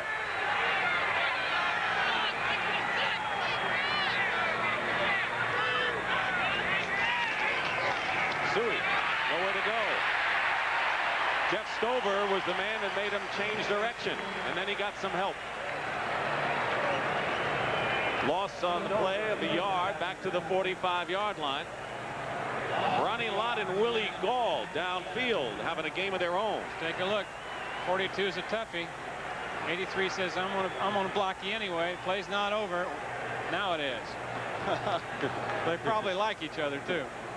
Don't forget that Ronnie Lott playing a new position for the 2nd game. He's playing safety. Willie Gall, though, the wide receiver, caught a 33-yarder on the first possession to set up the Bears' touchdown. 2nd down and 11. McMahon down the sideline. And Eric Wright defending against Galt, incomplete, out of bounds. Eric Wright matching Galt step for step. There are a couple of speedsters right there. Well, I'll guarantee you that is something. This is some throw, too, even though it was out of bounds. Eric Wright doesn't even have a chance to look around. This ball comes in on a wire. Galt with good concentration. Actually, both feet were out that time with great concentration. Galt said, you know, I really don't have to prove myself as a football player. I played 3 years in high school, 4 years in college. I'm not a track guy. I'm a football player. He said people expected him to come in as a rookie playing like a 5 or 6 year veteran. 3rd and 11 at the 45. 4 wide receivers now. In motion goes Galt. They want to get to McMahon. Wide open. He can run. To the 39-yard line. Shy of a first down. Ronnie Lott made sure that McMahon wasn't going to get to the sticks, and the few of them exchanged pleasant greetings. It is 4th down. And the way things look, the 49er defense has the responsibility here of trying to bring them back. A little swing and motion, as you can tell now in this ball game, ever since the turnover, ever since Carlton Williamson's touchdown. A lot will depend on this next series with the 49ers on offense. Maury Buford, his longest punt of the year, 69 yards last week. Dana McLemore goes back. Buford formerly with San Diego. That's the first punt upcoming for the Chicago Bears. And it goes into the end zone for a touchback. 5 minutes and 20 seconds remain in the first half. 49ers will take over on the 20.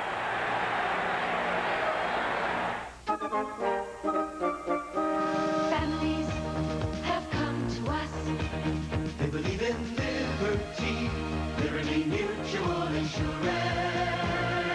Our house is special to us, so we shopped around for homeowners insurance. Liberty Mutual gave us the right protection at the right price. We believe in liberty. America believes in liberty. Liberty Mutual Insurance.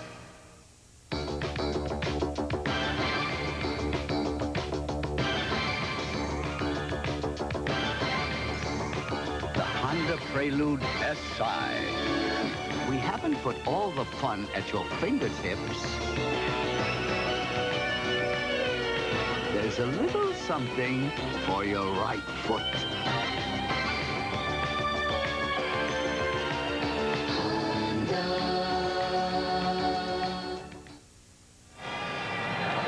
The Bears scored the first 16 points of the game on a Walter Payton touchdown and 3 field goals by Kevin Butler before Carlton Williamson ran back an interception 43 yards to put the 49ers on the scoreboard.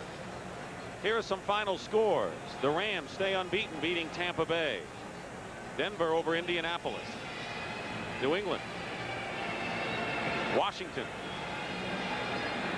Green Bay in the Central Division game. Cleveland in an AFC Central battle. Upset here. Philadelphia winning, and Dallas over Pittsburgh. Cincinnati holds on and beats the New York Giants. And the Raiders lead the Saints 14-0. Saints trying to win 4 in a row for the first time in their history. And Seattle ahead of Atlanta 7-3.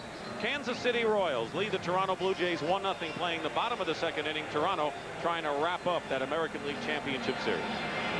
You know, Dick, defensively, the Bears have done a good job against the 49ers by disrupting their pass patterns. San Francisco works on progression, and which means a receiver has to be at a certain point and a certain time. And so far, the Bears bumping their receivers around have done a good job of preventing them from getting to those certain points.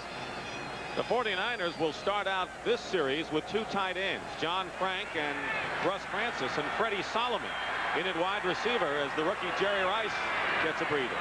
5:20 to go. 1st and 10 at the 20. Francis in motion. Wide open was Francis. Bobbled it, but held on. Leslie Frazier drives him out of bounds after a 5-yard pickup.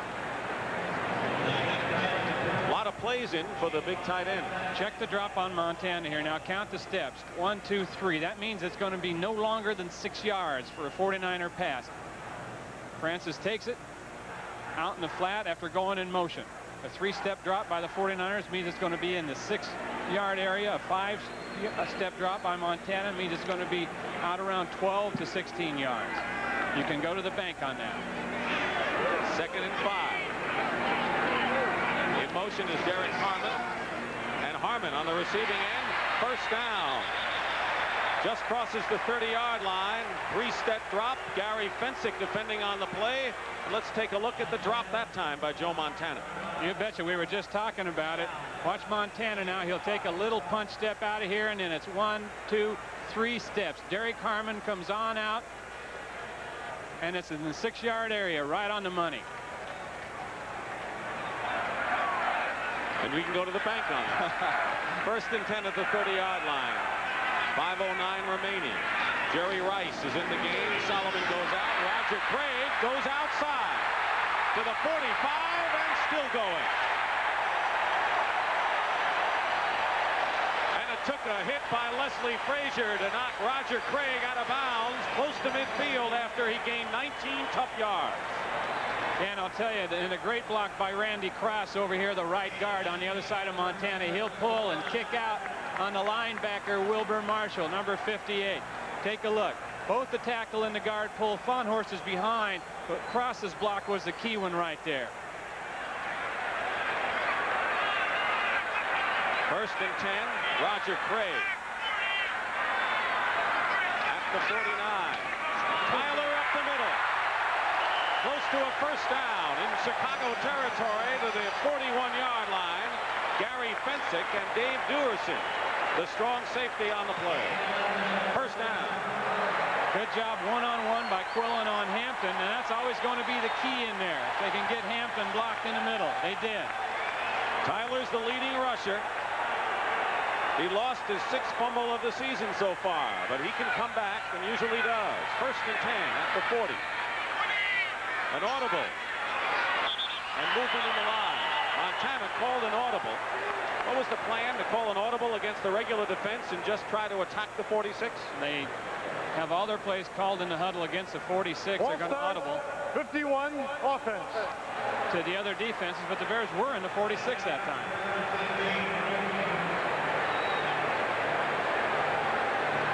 Now Cross is the man on the other side of Montana. And you see him move.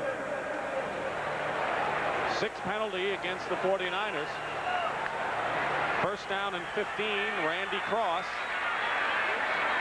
The 45 of Chicago. Montana with a fade pass to Roger Craig, who has it.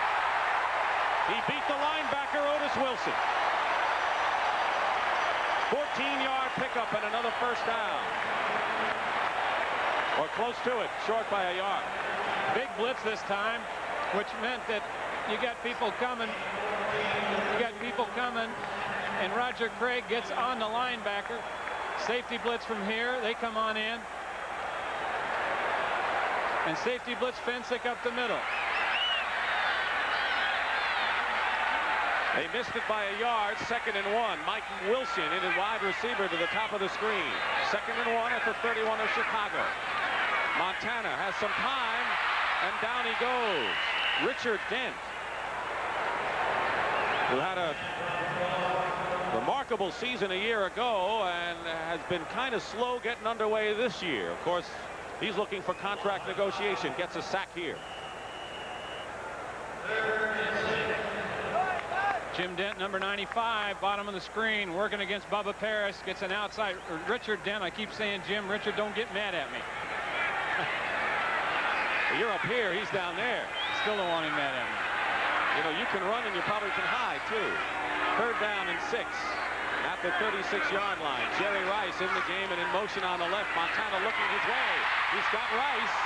And a first down inside the 30. Leslie Frazier on the play. Got him right there. Montana a little bit of a look off and then comes right back over there because he sees the single coverage, and Rice on a little turnout. The ball's at the 28-yard line. Jerry Rice from Mississippi Valley State. A rookie that the 49ers traded up so that they could draft him number 1. Bruce Colley, a rookie from Texas Arlington, replaces Bubba Paris at left tackle. 1st and 10, San Francisco at the 28. Montana going for Rice. Incomplete. Covering on the play was Fensick and Frazier. Bill Walsh checking the list. He comes out with a list of 25, and what did he tell us? Most of them be passes today. He said 2/3 of them. If Montana has a little bit more time, this might be a touchdown. Wilbur Marshall comes in, some pressure. He has to release just the count before he wanted to and couldn't get it to Rice. Bubba Paris back in the lineup at left tackle. It'll be 2nd down and 10 with 2 minutes and 18 seconds remaining in the first half. The Bears lead it 16-7. Swing pass, and there's Tyler. And Tyler gets to the 25, and they're going to drop the flag on Otis Wilson. Dave Duerson on the tackle, but Wilson grabbed Tyler's face mask.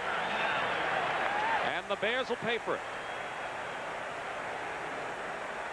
Montana, meanwhile, has now completed 10 passes in 13 attempts. It wasn't a flagrant play.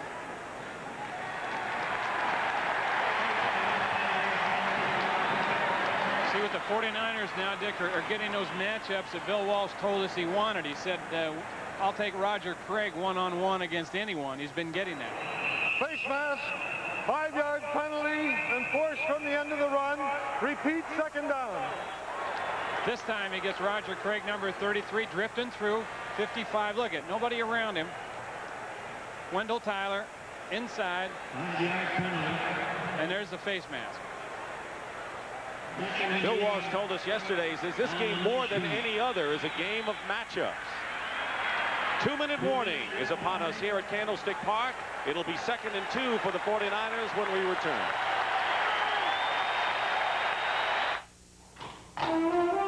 Strength, pride, tradition. For centuries, the Clydesdales have been known as a special breed. Today, the Clydesdales symbolize Budweiser's dedication to quality, superior ingredients, exclusive Beechwood aging, and a distinctively clean, crisp taste only Budweiser can offer. Quality taste, because this Bud's for you. Radio Shack knows when you're working for the future of your business, you need the high performance of the Tandy 2000. The performance to manage your business. The high performance to create and design, and the performance to market and sell. The high performance of the Tandy 2000 can meet your needs today and tomorrow. Tandy computers in business for business. Only at Radio Shack.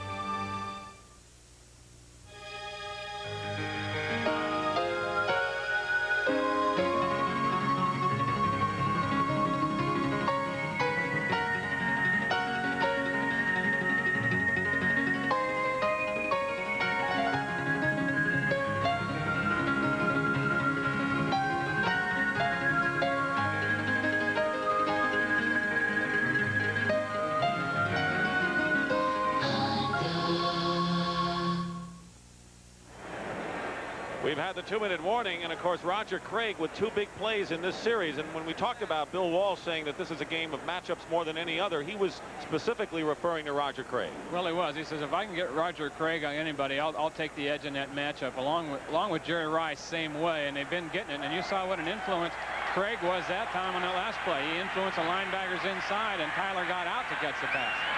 2nd down and 1. Jerry Rice in motion. Craig. No gain on the play, and it'll be 3rd down. As the clock runs, Dan Hampton making the tackle. Roger Craig, top receiver in the NFC coming into this game. Dan Hampton is number 99. You see that big crowd we told you about the start of the ball game. Men over the guard, men over the center. There's just not much room to run up there. McMichael of 76 did a good job, as did Hampton. Hampton has been hampered by a sprained ankle, and of course Richard Dent has a hip pointer. Buddy Ryan, the defensive coordinator, as the 49ers come out with 3 tight ends. 3rd and 2. Tyler bangs into his own man and gets forward close. Good second effort by Wendell Tyler, and it appears that the 49ers have the 1st down, but we may have a measurement first. Mike Richardson made the tackle, and a lot of ad-libbing by Wendell Tyler on a sweep. The 49ers have called a timeout. Well, they're going to have a measurement, and now the Niners call a timeout. They have 2 remaining. Each team with 2 timeouts remaining in the first half, and it is a first down for San Francisco.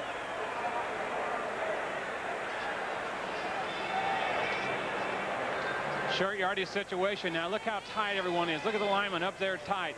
Cross pulls. Craig leads. Cross gets his block, but Wendell slips and trips on the back of Randy Cross's legs. Stumbling around, fights forward, and still picks up the first down. Mike Richardson on the tackle. Total offense here, and you can see the dramatic turnaround from the first quarter to the second quarter. You can see them going after the ball when Wendell Tyler carries. He fumbled for the 6th time this year.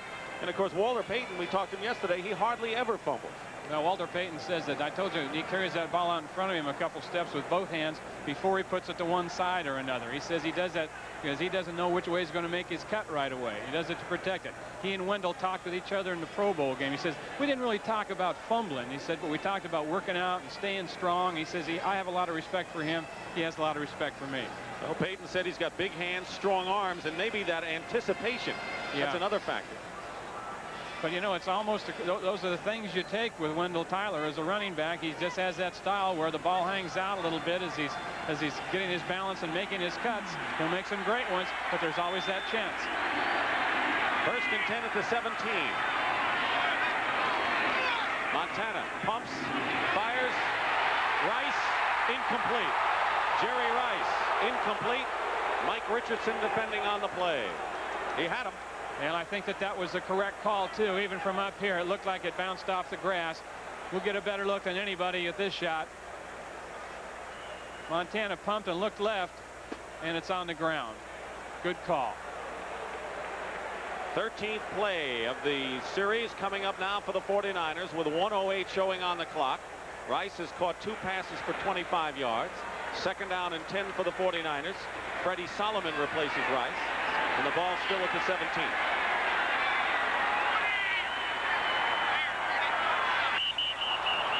Flags all over the place.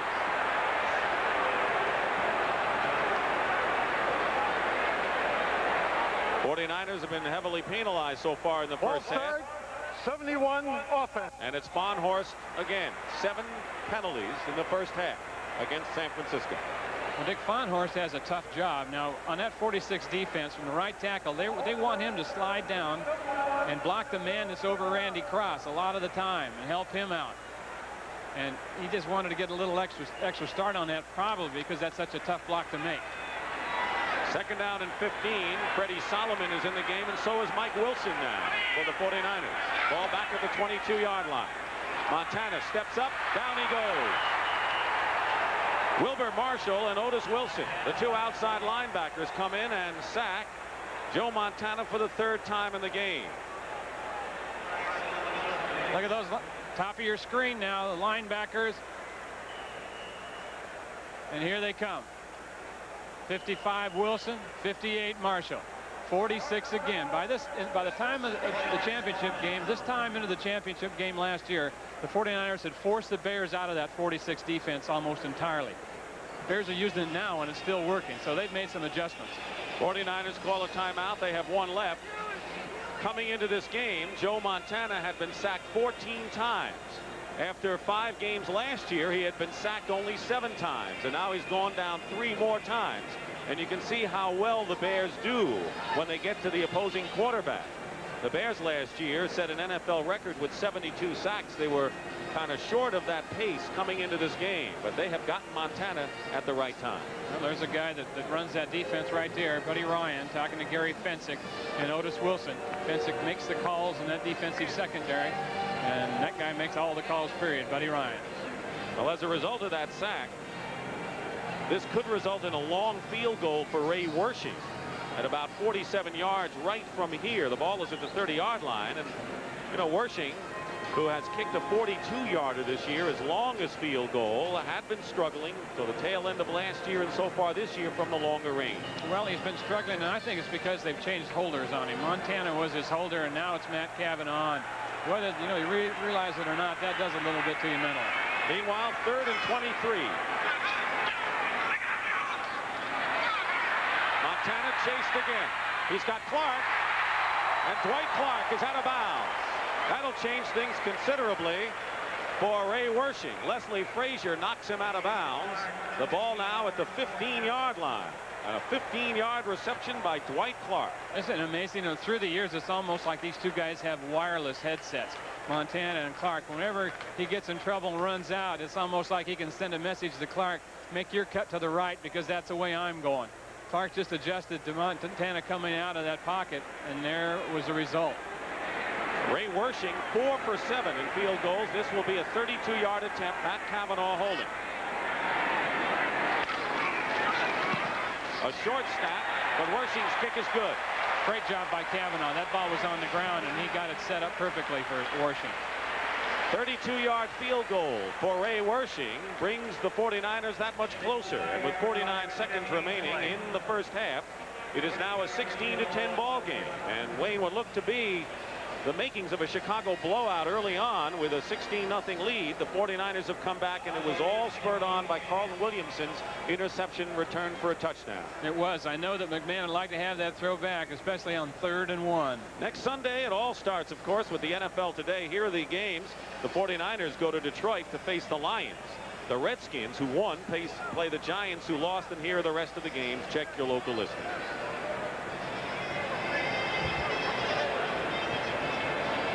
Incentive in this ball game, you could run down a whole grocery list of them, I guess, for both clubs. Well, you really can. You know, I know that the Bears want to win this game. They have said, well, it might not be as important to us as the 49ers because we're 5-0. We've got 4 games coming up with teams in our conference. We'd like to win those. But believe me, when they came out here last year and lost in the NFC Championship game, you know that there is a revenge factor and a revenge motive for them in this one. 49ers, I think they just got to find themselves. They haven't done it yet this year. They played inconsistent football. Montana and Bill Walsh, and the offensive unit on the sidelines. You saw Willie Gauld and Dennis Gentry, who are back for the Bears, and they're standing close together. The man they obviously want to return is Gauld, and Wersching will be kicking off with 49 seconds to go. The Bears still have 2 timeouts. It's Gentry, 2 yards in the end zone. And Gentry brings it out to the 17-yard line where Torrey Nixon makes the stop. So with 45 seconds to go, it's a 16-10 ball game now, and the Bears going on offense once more. They capitalized on 2 49er turnovers in the first quarter. Francis' fumble and Tyler's fumble resulted in Kevin Butler field goals. He's kicked 3. The only Chicago touchdown was on their first series when Walter Payton went over from 3 yards out.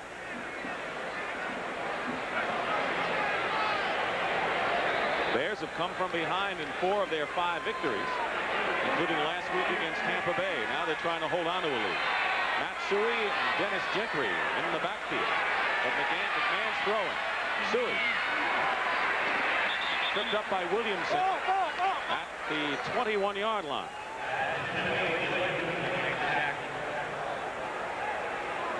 The Bears last year averaged 20 points a game. This year they averaged 32. So their offense has been better. More wide open. 2nd down and 6. McMahon sidearms it to Suhey. Ducks under a defender and is close to a first down. And it's Jeff Stover all the way downfield who gets credit for that tackle. And 12 seconds remaining. And now the Bears have called a timeout, and they still have 1, but not much time. And a long way to go. Coming up at halftime, Brent with scores and highlights. And, of course, former 49er quarterback John Brody is at the NFL Today. And Herb Cross is here in San Francisco, and we'll have a report from him. It was John Brody threw 5 touchdowns in 1 game. So did Steve Spurrier. And last week, Joe Montana joined that select group. Well, eyes are on Jim McMahon. Had a lacerated kidney and missed last year's championship game. Got a stiff neck, a bruised shin, turf burn in his hand, all kinds of injuries and hurts. Says his favorite quarterbacks were Joe Namath because he played hurt, Jurgensen because he didn't always throw spirals, and Tarkenton because he moves around a lot. He's got a little all of those guys, doesn't he? Especially the Joe Namath characteristic, wouldn't you say? He's a dandy. We really enjoyed him yesterday in our meeting. He stuck around all day with us. And Mike Ditka says, you know, the thing I like about Jim McMahon, he thinks he's the best thrower, the best runner, the best blocker, best receiver.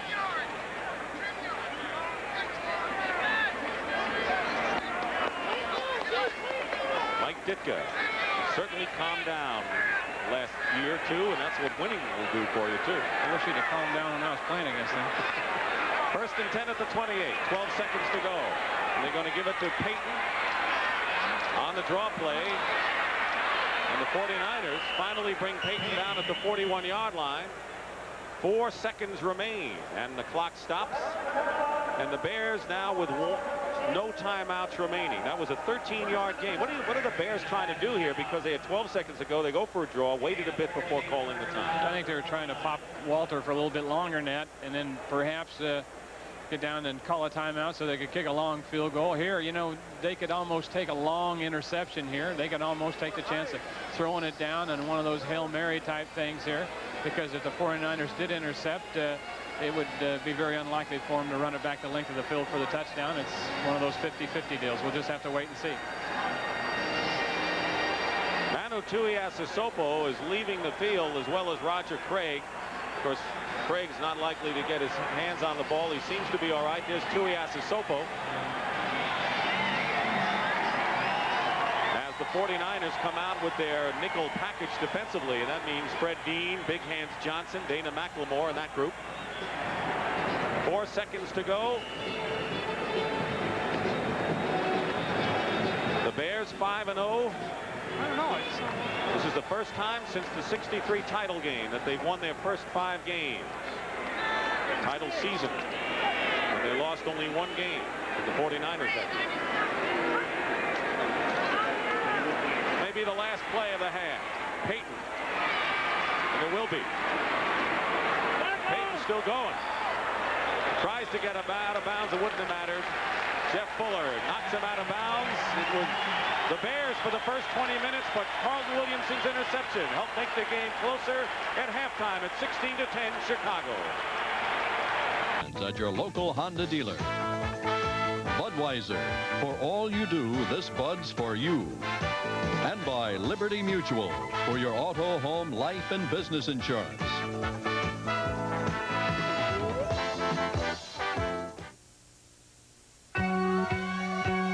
When it's freezing cold and the sirens blow and the mercury's down to 20 below, you don't need problems, you gotta go. That's why America goes with Prestone. A fresh fill of Prestone 2 antifreeze fights freeze up and rust up too. A radiator could look this bad after just 10,000 miles of driving on weak, neglected antifreeze, while the Prestone radiator looks this good. Get the Prestone difference. America goes and goes and goes with Prestone. Most people rent a truck over the phone, a truck they haven't seen or driven. Now, that can be risky unless you ask the right questions, like, how old is my truck? Does it have power steering, automatic transmission, air conditioning, a radio? You didn't get all those questions? That's okay.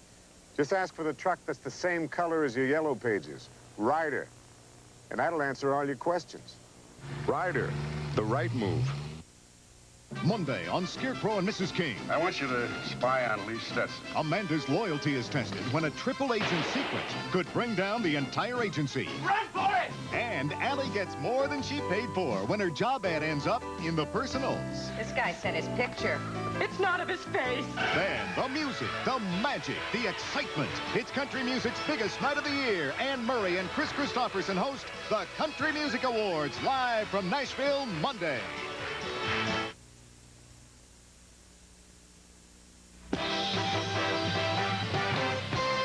Welcome back to New York. I'm Brett Musburger, along with John Brody, the former 49er star. What about Jim McMahon, feeling that he's so good like that? Well, I know this. If you don't feel you are, you ain't. Isn't that the truth? And he is. All right, let's get everybody to the scoreboard now and up to date. The Los Angeles Rams are now 6-0, 31-27 over the Tampa Bay Buccaneers. And again, it was that great Ram defense that turned the trick for them. Well, Brett, they've been carrying their ball club early in the year. They carried them a couple weeks ago, and it looks like today they turned the trick again. Buccaneers tried to be tough on defense. Watch this against Dieter Brock. Deflected pass now, and here comes Keith Browner. He says, I got a touchdown. At least I'm going to get inside the 5-yard line. Here I go. Uh-oh, fumble. It's kicked out of the end zone, a touchback. Oh, what a terrible moment for him. But then it was DeBerg right back into the corner, hit Gerald Carter, and the Buccaneers were ahead. But again, the Rams came right back with the interception. Well, the Rams have done it. They put their offense wasn't getting it done for them. Their defense did it twice. You can't ask any more of a team than that. That's why they're 6-0. And they held James Wilder to 49 total yards rushing in that game. Denver and Indianapolis, 15-10. John Elway prevails again. He didn't throw the touchdown pass, but how about this one?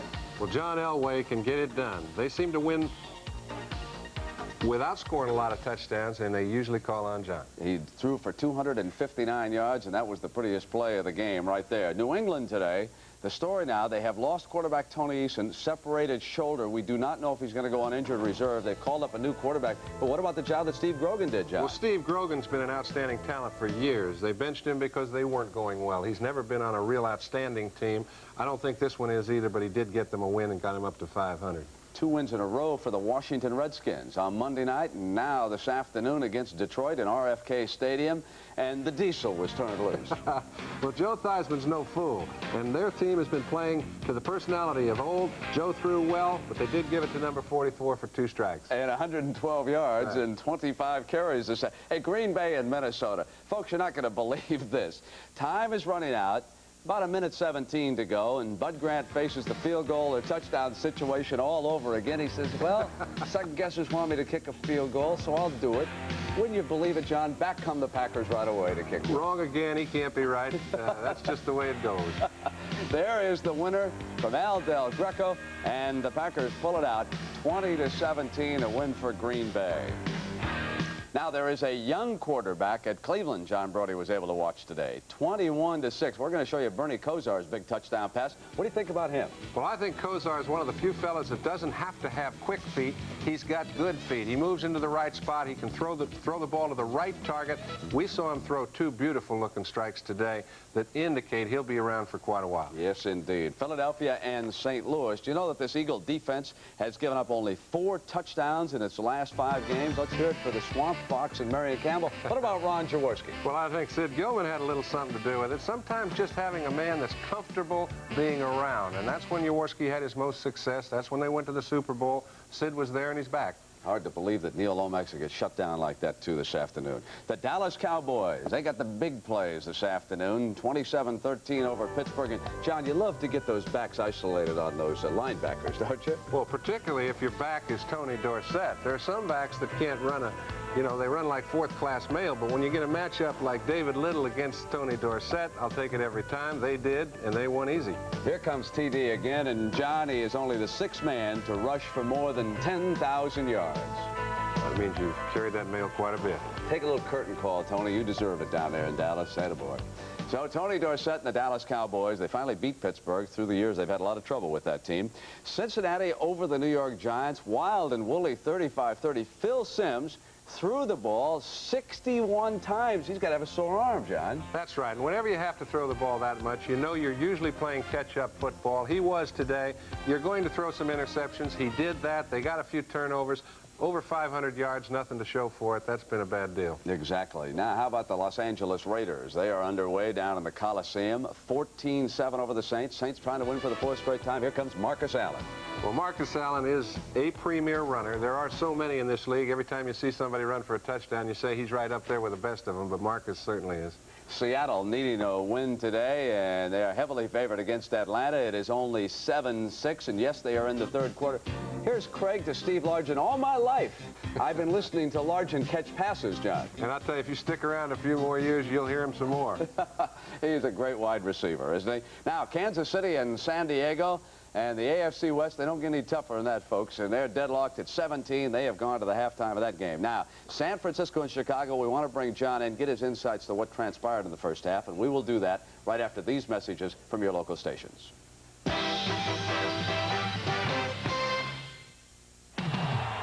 Next Saturday, Purdue quarterback Jim Everett will lead the Boilermakers into Columbus for a showdown with Big Ten power Ohio State.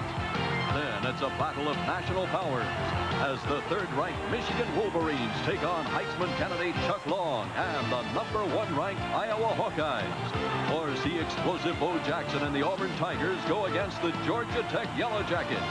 A college football doubleheader next Saturday on CBS Sports. This is CBS. Save now at Furrow Building Materials. We're like 16 stores in one. Save now on this Unarco Convenience Plus stainless steel sink with cutting board, just $69.99. Other sinks as low as $21.99. Save now on the new Reliance 30-gallon gas water heater, just $99.88. And glazed tile paneling from Abitibi, just $16.99 a sheet.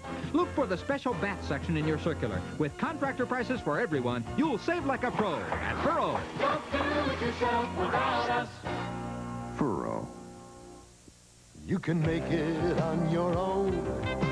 Make your house a home. Make old memories shine like new. Wix has all it takes. With the Wix Lumber Guarantee, your project is a guaranteed success. At Wix, if there's anything you're not satisfied with, return it within 30 days and we'll exchange it or give you a full refund. Guaranteed. Make special dreams come true. 'Cause Wix has all it takes to build all you need. Underneath it all, what really matters is the burger.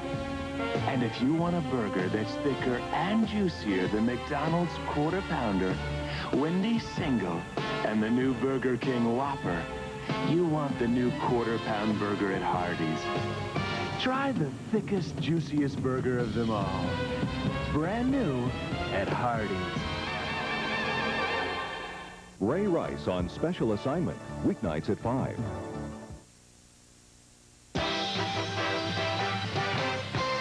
Bottom fourth in the American League Championship Series. Kansas City must win to stay alive, and they lead the Toronto Blue Jays by a score of 2-0. And in our big football game, doubleheader, the Chicago Bears leading San Francisco. One of the things about the 49ers, John, they don't seem to be as fine-tuned as they were last year. I think you hit it. 7 holding penalties in the first half.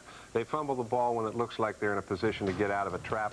They just haven't been the cohesive unit that they were last year. Now, this is a perfect illustration. Not that it's such a turnaround in the ball game, but they had a chance to get blown out. Wendell Tyler fumbled. Jerry Rice got away with one. Russ Francis made another. That's 4 possessions. They only gave up 16 points defensively. So that is where the 49ers really put the stabilizer to them and got a chance to get back. Other side of the coin, though, the Bears don't finish it in the first half. They made a critical error. Well, they're playing with a guy that, you know, has played so well for the Bears. He thinks he's Houdini, but you can't throw the ball off your back foot when there's nobody down there but red shirts. Carlton Williamson picked off a ball, and this is a play that he'd love to have over, but he's going to do this sort of thing again. He usually comes out on top. He didn't this time. As a matter of fact, it got the 49ers momentum going. They got back in the ball game, 16-7. It looked like they'd been blown out, and they're right back in it. And on the NFL today, you told me you thought Roger Craig was the second best runner in the league right now behind Eric Dickerson, and again, he's turned in some great moments. I do, because he can do so much. He can block so well, he receives so well, and he can also run the ball for critical yardage. This was a 19-yard run, one of 3 he made to keep 49er drives alive. Although they didn't score a touchdown, they got 3 points. They're within a touchdown, and they've got to feel lucky. It should be a great second half. I'm looking forward. John, let's go back out to San Francisco, and here's our colleague, Irv Cross. Irv? Brendan, it will be a great second half, and I'll tell you why. Of course, these are 2 great football teams, but the 49ers all week long were concerned about what kind of frame of mind the Bears would be in when they got here, because they remember, and you remember too, when they played in that championship game in Washington and the 49ers thought they should have won it and they didn't. All year long they stewed about that during the offseason. When they played the Redskins here, the 49ers blew them away in the first half. Of course, the Redskins came back in the second half, but the 49ers did win it. So they felt that the Bears would come into this game determined to beat them, almost obsessed with the idea of beating the 49ers. So one reason why he had so many turnovers in the first half simply is that the Bears really came out smoking and hitting. One very important injury note in the first half, though. Roger Craig suffered a slight thigh bruise. Not very big right now. He's going to play in the second half, but it's a kind of an injury that as you get hit during the course of the game, it gets worse. So in the fourth quarter, it could show up. Let's go up to the booth. All right, thank you very much, Irv. And, you know, Wayne, I think one of the hidden stories of this game, the fact that the 49ers, with their great offensive machine, have not scored offensively against the Bears. Have not scored a touchdown, just Right. one field goal. And I think you got to credit Buddy Ryan in that 46 defense. Remember, we said earlier that the 49ers had forced the Bears out of the 46 almost by this time in the game last year. Obviously, they've made some adjustments. Also, Bill Walsh told us that some plays that they used against the 46 last year were plays you couldn't repeat, that the Bears would get used to. So I'm looking again, Dick, for it to be the same way in the second half. It's just going to be a tough ball game. Wayne, what decides a game like this? Well, in past, I would say it's 16-10 at halftime. In past, in a ball game like this, it's decided by the defense. Not only a turnover, but the defense making a big play, running it back for a touchdown, or a special teamer doing the same thing, much like Carlton Williamson did. 16-10 the score. We'll be coming back for the second half kickoff from Candlestick Park in just a moment. Chuck Yeager for AC Telco. Up here, power when you need it can save your neck. When you get back down to your car, it helps too. Today's smaller engines need extra firepower from a spark plug, and AC delivers. If you could look inside your engine, you'd see an AC spark plug delivering up to 30,000 volts, firing 30 times a second. Firepower when you need it from AC. Get rebates now on AC spark plugs. Never wait for trouble. Businesses come in all shapes, all sizes, each with its own very different insurance needs. An insurance plan that fits one business might be the wrong fit for another. So if you're running a business, whatever its size, let Nationwide give you a second opinion on your insurance. Business insurance, part of Nationwide's blanket protection. Nationwide is on your side.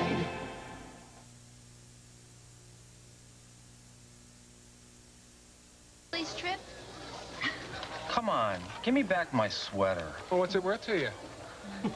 6 cheese fries, 3 buffalo wings, and your 9-iron. You bought my 9-iron? No. You bought my 9-iron. Sales is Chili's. No place else.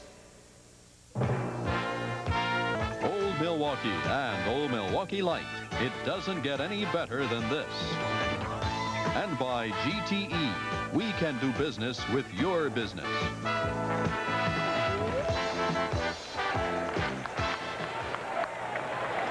Joe Montana getting set on the sideline for the 49ers, who will receive the second half kickoff.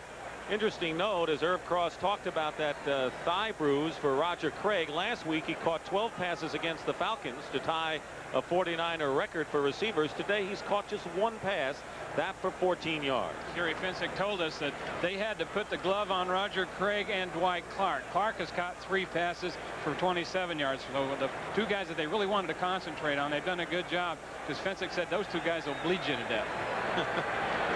Kevin Butler will kick off for the Bears, who lead at 16-10. Carl Monroe and Dana McLemore are back. Monroe on the left, McLemore on the right. Second half is underway. In the end zone, Monroe decides to run it out. To the 25, 30, and hit hard. Thomas Sanders, but a good run back of 40 yards by Carl Monroe, and slow getting up.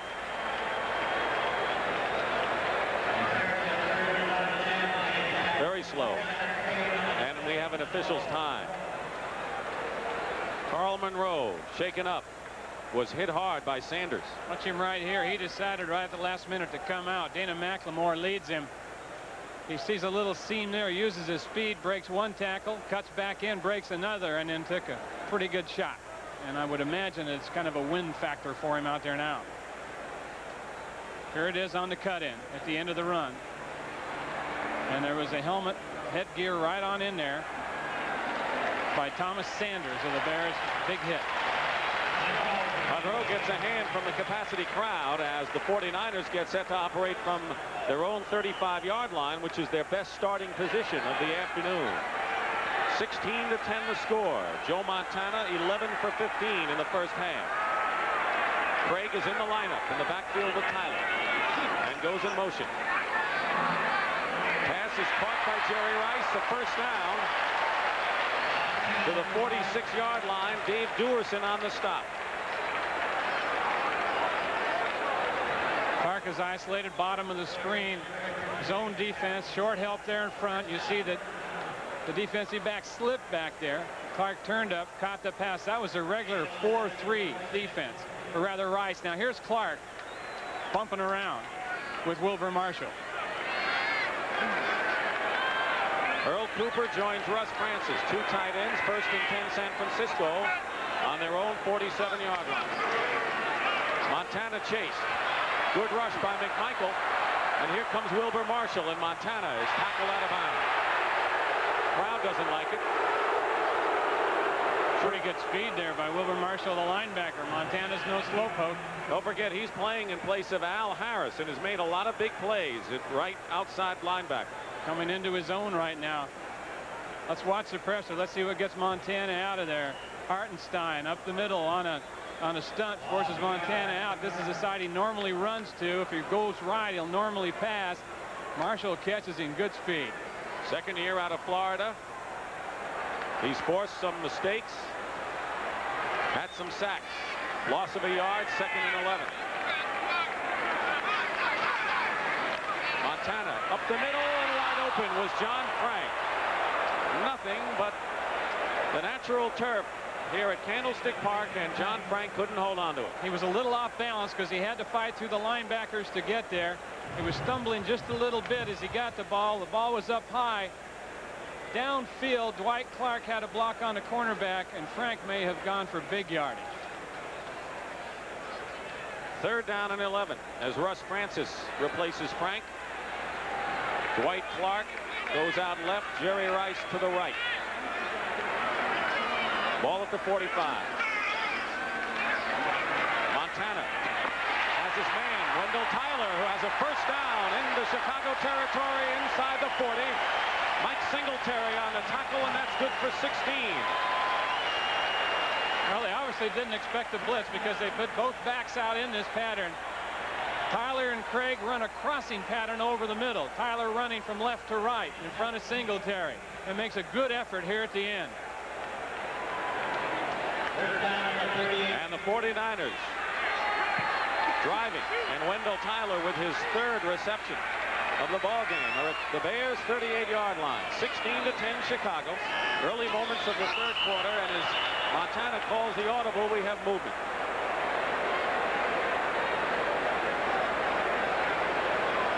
And this penalty appears to be against 51 offense. The 49ers. Randy Cross.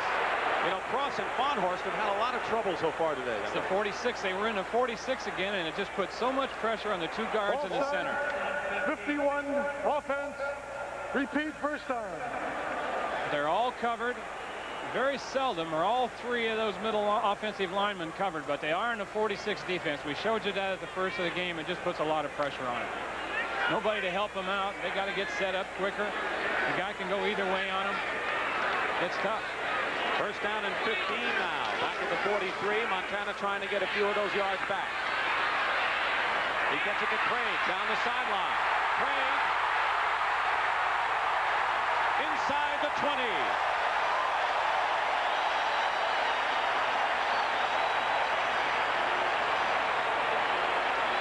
Mike Hartenstein on the tackle, and a penalty marker is down.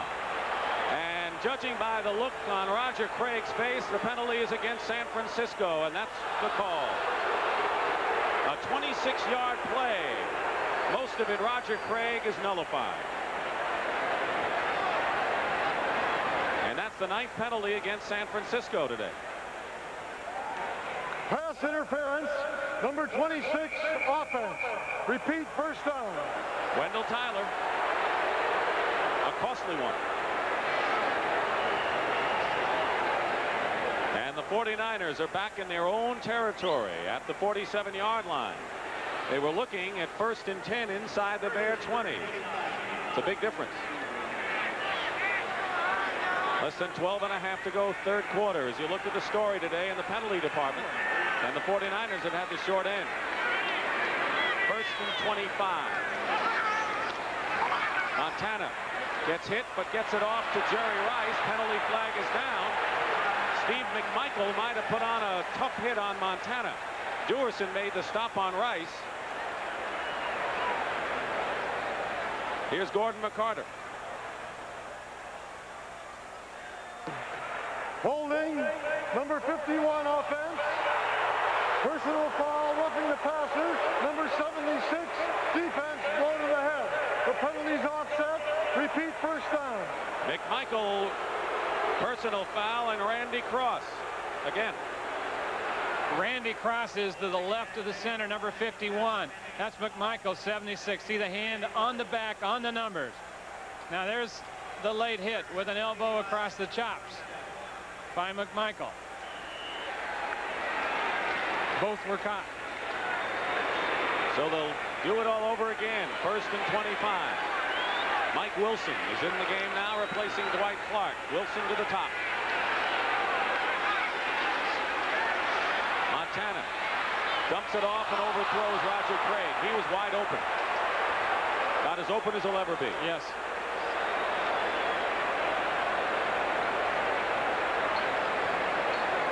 In the game of matchups, Roger Craig didn't have anyone matched up on him, but Montana overthrew the ball, and that's rare because Joe normally makes that connection easily. He makes those short throws, and you know they're not as easy as they look because you have to touch them and throw them over linemen and things like that, but he makes those short throws, those flare patterns, as well as anyone that's ever played the game. 2nd down and 25, and the receivers go to left.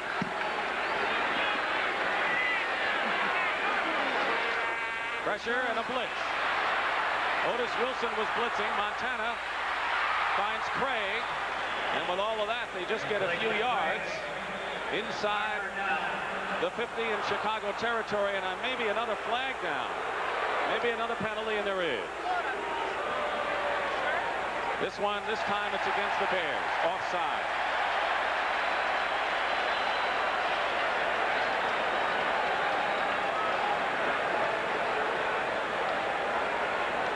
Mike Ditka, who was appointed by George Halas and has indeed revived the Bears in dramatic form. Offside, 95 on the defense, penalty accepted. Repeat 2nd down. Richard Dent. A dent by any name. 2nd and 20. 3rd round, 3rd year, 8th round draft pick, 17.5 sacks last year to lead the NFC. So it's 2nd down and 20, and the Niners are back in Chicago territory at the 48. Penalty flag again. Montana trying to get away from McMichael, but he's finally caught by Otis Wilson, but we have another flag. How many plays in a row now? Is that 3 that we've had penalties? 3 straight plays? 4. Illegal motion against the 49ers.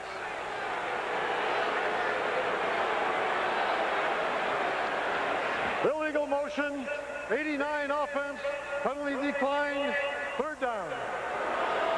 That's Earl Cooper, number 89. Now, see, this is the bugaboo that's been haunting the 49ers all year, Dick.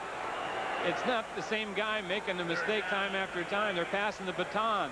You know, it's Cross, then it's Fahnhorst, then it's Cooper, then it was Wendell Tyler. So it's nobody can really point a finger out, but it's so uncharacteristic of this team. Last year, they barely made mistakes. Last year, they were 5-0. Now they're 3-2. Tyrone Keys, number 98, is in a defensive end. It was a 5th defensive end. Montana tries to go to Mike Wilson. The pass was behind him. Mike Richardson was defending on the play, and so now we're seeing the 49ers in the way they played against New Orleans and Minnesota. Look at him up there, bumping and running now with him, trying to keep him from the point he's supposed to be at a certain time. The pass was thrown a little bit behind. Great defense by Richardson. So Max Runager is in the punt. Penalties, mistakes, lack of execution in the 49ers. There's Ken Taylor back for Chicago. Runager gets off a nice kick. Taylor goes out of bounds right at the 10-yard line, and that's where the Bears will take over 1st and 10 when we come back to Candlestick Park. Lean on me when you're not strong, and I'll be your friend. I'll help you carry on, for it won't be long till you're gonna need somebody truck to lean on. Nothing works like a Chevy truck. When a businessman is waking up in, say, Los Angeles, his main office in New York is already well into its day. And very often there's information the main office would like men such as this to have the moment they come in. Well, now, through a modern computer innovation called telemail, they can send them that information and have them punch it right up the minute they arrive. Gee. No, GTE. Dick Stockton and Wayne Walker back in San Francisco. The Bears scored the first 16 points of the game. The 49ers the next 10. But the 49ers looked mediocre in their first series here in the second half. And in all due credit to the Bears, they had their hands in Montana's face throughout that series. That's what the Bears have done when they've led at halftime. First and 10, the ball spotted at the 9 for McMahon and the Bears. Suey in motion. Walter Payton carries. And Payton up to the 14-yard line. A gain of 5. Tuiasosopo on the stop. Bears offense with Suey lining up almost 2 steps in front of Payton at the fullback spot there. Almost turns into like the one-back offense that the Washington Redskins run or Atlanta run and the Rams run. This kind of a day that you can take your shirt off, but I guess they're like that even when it gets much cooler here, aren't they? Second down and 5 at the 14. Play action this time. McMahon up the middle for Marjoram, who almost caught it. Got turned around and still almost made the play. Dwight Hicks and Ronnie Lott defending, and McMahon says, yeah, that was my fault.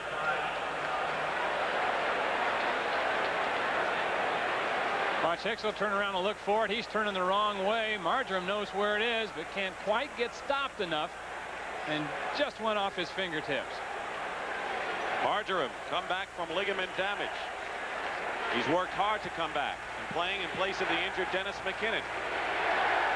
It'll be 3rd and 5, and 4 wide receivers are in the game for the Bears. And the Niners have the likes of Fred Dean still looking for his first sack of the year. Galt.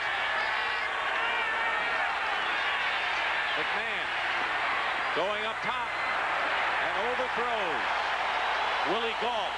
Defending was Jeff Fuller. So the 49er defense holds, and Wayne, you get the feeling as this game goes on that it's a defensive game all the way on both sides. You bet it is. It's just a hard-hitting, you know, it's a black and blue game that's not played in that division, although one team is from that division. These teams will hit with anybody.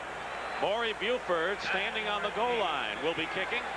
Dana McLemore trying to give the 49ers good field position. 10 minutes and 5 seconds remaining in the 3rd quarter. Still 16-10 Chicago. Buford with a beauty. Sends McLemore back to his 30. And hit once. And hit again by the man who hit him once. And it's Dennis Gentry on the play. So Buford kicks the Bears out of danger. A brilliant 56-yard punt by the former San Diego Charger, who's leading the NFL in punting. 56-yard kick from scrimmage. First down. Talking about adjustments perhaps made at halftime by the 49ers. Watch this one that worked so well, but Montana overthrew Craig. Here's Wendell Tyler here. He'll clear out. Craig will step up and delay right here, slip out into the flat. He'll be wide open, but Montana will miss him.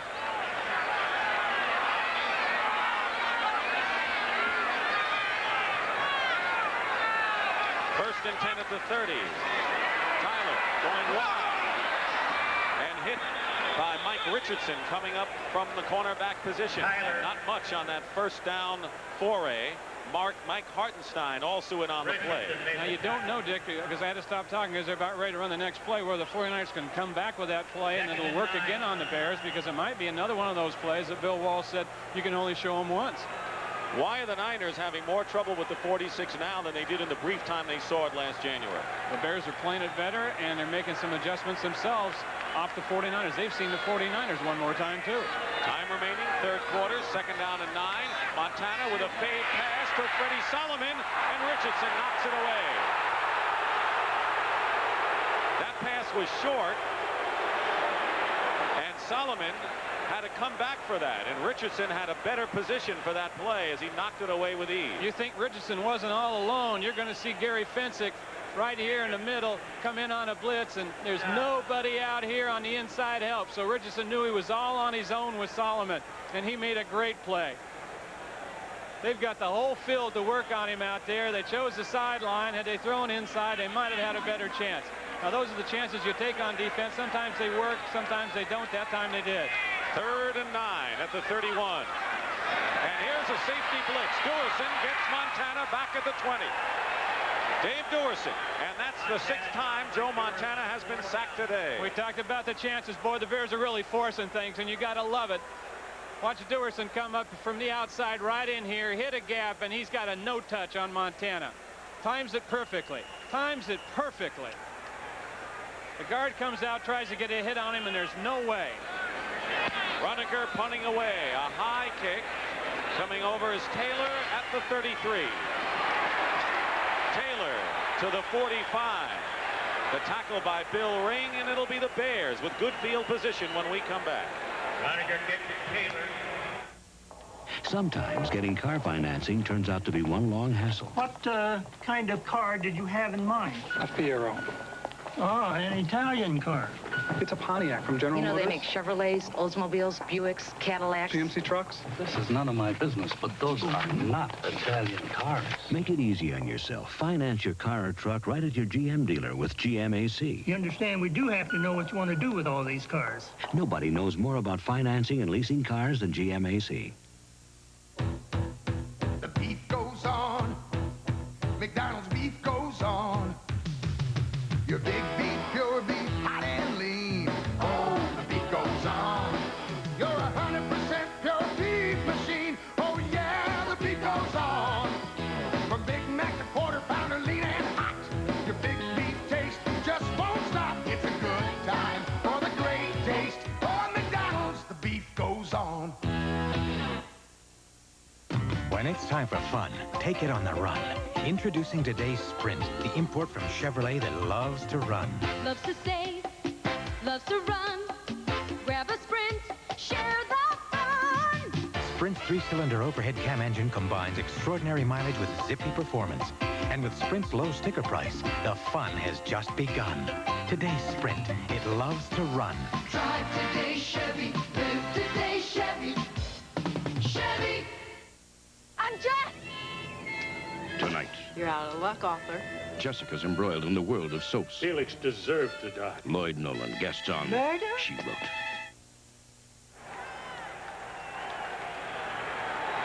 Back at Candlestick Park, 1st and 10 for the Bears at their own 45-yard line. The best field position they've had in quite some time. 8:50 remaining third quarter. Bears lead 16-10. Peyton with blockers off the right side. Peyton breaking a tackle or two and has a first down. Into 49er territory at the 44-yard line. Gain of 12 for Walter Payton. There are 3 other games in progress right now. To bring you up to date, the Raiders lead New Orleans 14-10. Marcus Allen has scored twice. Dave Craig throwing a touchdown pass to Charlie Young to get Seattle out in front. And Kansas City and San Diego are all tied up. Bill Kenny has 2 touchdown passes for the Chiefs. And speaking of Kansas City, the Royals lead Toronto 2-0 after 5. Kansas City trying to stay alive. Toronto can wrap up that American League Championship Series. 1st and 10 at the 44 now for the Bears. In motion is Ken Marjoram. McMahon under the rush. Marjoram is back there, and he can't hold on to it. He got behind Eric Wright. Good move by Kenny Marjoram, who played under Bill Walsh at Stanford. And what a throw. The guy was falling down. McMahon was falling down. Look at this motion, and now he'll turn it up. Watch him take it into the post, move right there, get him going, take him back out to the corner. McMahon throws his falling down, and this is almost on the money. Keep in mind that Marjoram is playing in place of Dennis McKinnon, who leads the Bears in all receiving categories. Injured left quadriceps has kept McKinnon on the sideline today. 2nd down and 10 at the 44. Emory Moorhead The regular tight end also hasn't played.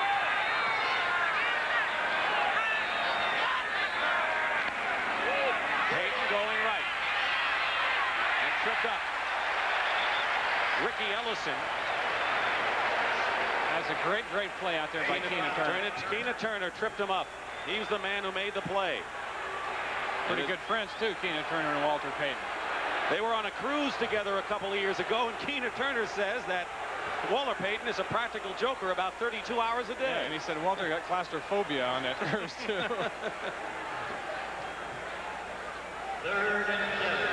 I don't think Walter Payton likes cruises and boats after talking to him yesterday and Keena the other day.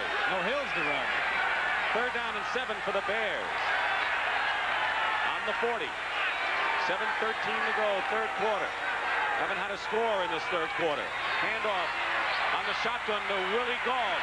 End around, and Gault is stopped at the 35, shy of a first down by a yard. Ronnie Lott and Eric Wright both made a big play on Willie Gault, and there's a shaken up 49er. It's Ronnie Lott. Playing with a bad shoulder to start with. Watch this now. They'll hand off to Gault. He'll have Mark Borch, number 62, in front of him. It looks good for a while, and then the 49er hustling defense. Red shirts come on in. Lott made the tackle.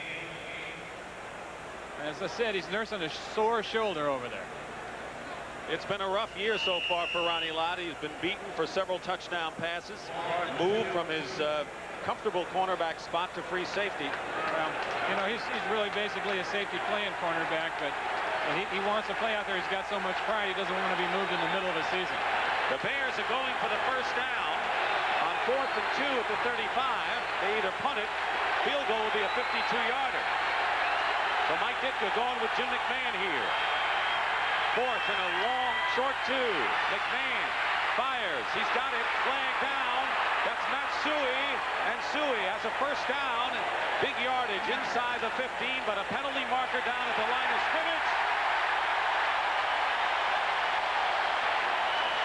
You know it by the crowd. Penalty against the Bears. Nullifies a 24-yard gain. Holding, number 74, offense. Repeat 4th down. Jim Covert tells you a story, though. It tells you how much confidence and faith that Mike Ditka has in Jim McMahon. 4th and 2, let him go for it in a situation like that. And it was a good play. You bet it was. Covert is number 74, going against Dwayne Board right there. It's a wrestling match. Board's winning it. Covert gets the takedown, and that's what they call on the hold. 24 yards, goes for naught, and now Maury Buford will be punting. Dana McLemore is back for the 49ers with 5:55 remaining. McLemore, by the way, hasn't really broken a punt return yet this year. And he won't this time, as the ball bounces back, takes a Chicago Bear roll, and is out of bounds at the 6. Wilbur Marshall covering on the play, and the Niners have a long way to go when they take over. Mount Hood, Oregon and Old Milwaukee both mean something great to these guys. Mount Hood means the best summer skiing in America. And Old Milwaukee means a great beer. Cold, crisp Old Milwaukee beer and smooth, golden Old Milwaukee Light. Old Milwaukee. And Old Milwaukee Light. Taste is greater than name. Man, it doesn't get any better than this. The Erie Canal that linked mid-America to the Port of New York took 8 back-breaking years to dig by hand. That kind of determination made this country grow. Today, I see that same determination in hundreds of small to mid-sized companies whose new ideas, new technologies, and new jobs will continue to build America. At First Jersey Securities, we specialize in discovering emerging growth companies for today's investors with vision. First Jersey Securities. Come grow with us. The enemy, potholes. When pavement cracks, it can tear your tires to shreds. Now consider Vector. Goodyear Goodyear's unique all-season radial. Its crisscross tread has a backbone of belted steel to help repel road hazards and deliver thousands of miles of sure-footed performance. The Goodyear Vector. It simply performs like no other tire in the world. Purdue battles Ohio State, and third-ranked Michigan takes on #1 Iowa. Or see Auburn against Georgia Tech, a college football doubleheader next Saturday on CBS Sports. Purdue beat Illinois. Ohio State dumped Indiana yesterday. Here are the results of the others. Michigan and Iowa both won. So did Georgia Tech and Auburn. Worst starting position for the 49ers, the 6-yard line. 1st and 10.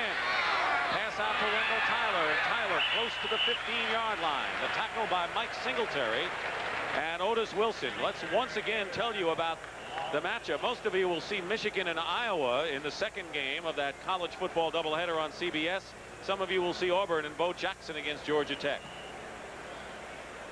Gain of 8 yards as the Bears trying to cling to their lead. They had a 16-point lead. It's 6 right now. 2nd and 2 for the Niners on the 14. Montana dumps it off to Bill Ring. Ring has a first down past the 20.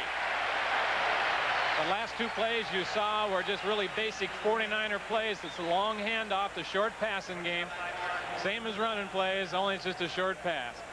Bill Ring roomed one year with Jim McMahon at Brigham Young. I loved it. McMahon said he'd come in after having some fun at 2 o'clock in the morning, and Ring would be studying. And then he said Ring had signs up on the ceiling above his bunk, and they would say, "I'm going to be in the NFL someday. I'm going to be in the NFL someday." He is. It wasn't a sure shot. It was a struggle. He's had a lot of rough spots along the way. 1st and 10 at the 22, and a jump pass knocked down. Jerry Rice covered by Leslie Frazier.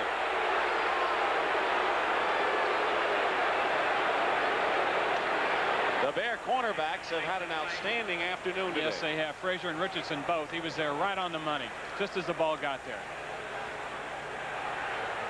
Ewerson, of course, has been playing in place of Todd Bell, who is a holdout, as well as Al Harris. They remain holdouts. So far, Bell hasn't come in, and the Bears haven't budged either. It's a stalemate. 2nd and 10. Tyler tackled high by Steve McMichael. Carries it out to the 24-yard line. One of the best middle linebackers in the NFL, number 50, Mike Singletary. He's protected so well in the middle that very seldom does he have someone coming out to block him. That time he did, and he fought over it, jumps over the pile, and still makes the tackle and gets in on it. It was Singletary who 2 years ago was unstoppable against the 49ers. In the game we did in Chicago, he had 12 tackles. Almost single-handedly beat the Niners then. 3rd and 8 at the 24. Montana under a rush. Throws it up for grabs. And Singletary is upset about something, maybe because he thought he might have had a shot at catching it. 46 defense again, and they got good pressure on him from the outside by... Well, you're an old linebacker. Yeah, there he goes. He's going to be all right. Max Runeker back to kick. Ken Taylor is back for the Bears.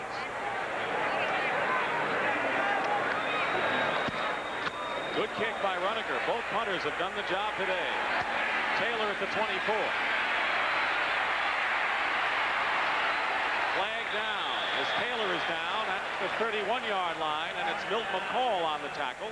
A 52-yard kick by Max Runeker. And another penalty. 3:29 remaining, 3rd quarter. It was 13-0 Chicago at the end of the 1 quarter, 16-10 at the half, and it's still 16-10 Bears.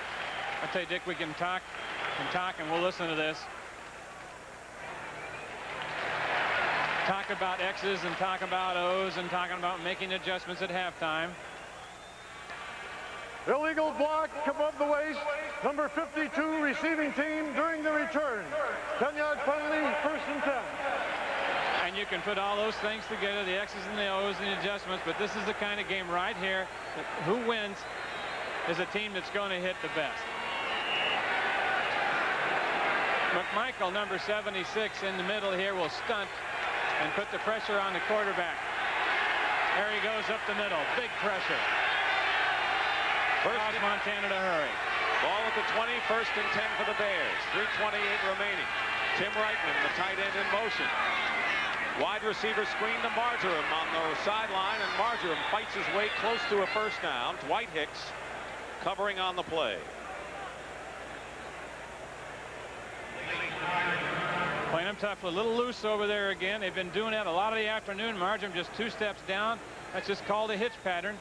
He has Van Horn out there to help him if he could cut back up inside, but he couldn't.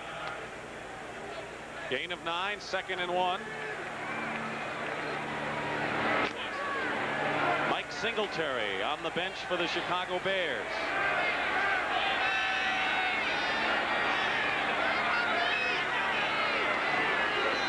Suey, first man up, first down, head down. What a bull run by Matt Suey as he gains a first down and 17 yards in all to the 46-yard line. Ronnie Lott finally brings down the Raging Bull from Penn State. And you really realize how good it was because he broke a tackle in the backfield. There's a hit right there. Stover had an arm on him. He knocked somebody flat on their back. That was Carlton Williamson, and then finishes it off. He ran over 3 people on that run. Great effort. 1st and 10. Bears at their own 47. Quick pass out to Willie Gault. Gault trying to get a few extra yards for the first down. Ronnie Lott defending on the play. They're going to spot it back at the 45 of San Francisco, just shy of a first down. That's the time remaining in the 3rd quarter. Gault has caught 3 passes today for 51 yards, but his 33-yard reception on the first possession of the day by the Bears set up their only touchdown by Walter Payton. And McMahon has gone to the 3-step drop. They've thrown quickly the last 2 or 3 times. They may be setting up one of those hitch and goes. Jim Farnhorst, number 55, now an inside linebacker for the Niners. 2nd down and 1. Payton, first down to the San Francisco 40. Ricky Ellison on the tackle. 12 carries, 69 yards for Walter Payton, who came into the game averaging 4.4 yards per carry for the Bears, and not the workhorse that he used to be. And he's grateful for that because, of course, in the aging process, you don't want to be the workhorse you were. So the Bears are really working hard here now to get in field goal position. The field goal right now is very important to them. Put them up by 9, which means that a touchdown wouldn't beat them. The 49ers would have to score twice. At the 40-yard line, illegal procedure, and Dwayne Board and Jim Covert swung at each other at the line after that whistle. By the way, Michael Walter is back in at inside back. Encroachment, 78 defense. Manu Tuiasosopo. So 10 penalties now marked off against the 49ers. 10, and they've probably been all different people. Contact foul, number 78 defense. First down 5. 1st and 5. Get Tuiasosopo playing at nose tackle. Michael Carter on injured reserve. Right over the center. He's early. And he's called. Ball at the 35-yard line. 16 to 10 Bears. Payton fakes the throw. And tiptoes down the sideline and is out of bounds at the 28-yard line. And it'll be another Chicago first down. Wayne, they're moving certainly within range for a Kevin Butler field goal. He's already kicked 3 of them today, but the Bears obviously looking for more than that. It would do them worlds of good to get anything on the board right now. 1st and 10 at the 28-yard line. Milt McCall is going in now, linebacker for the 49ers. Corey Nixon. And the 49ers are using a 4-6 right now, but they call it a Navajo. Against the Navajo. McMahon going deep for Marjoram and overthrows him, and Eric Wright covered him well.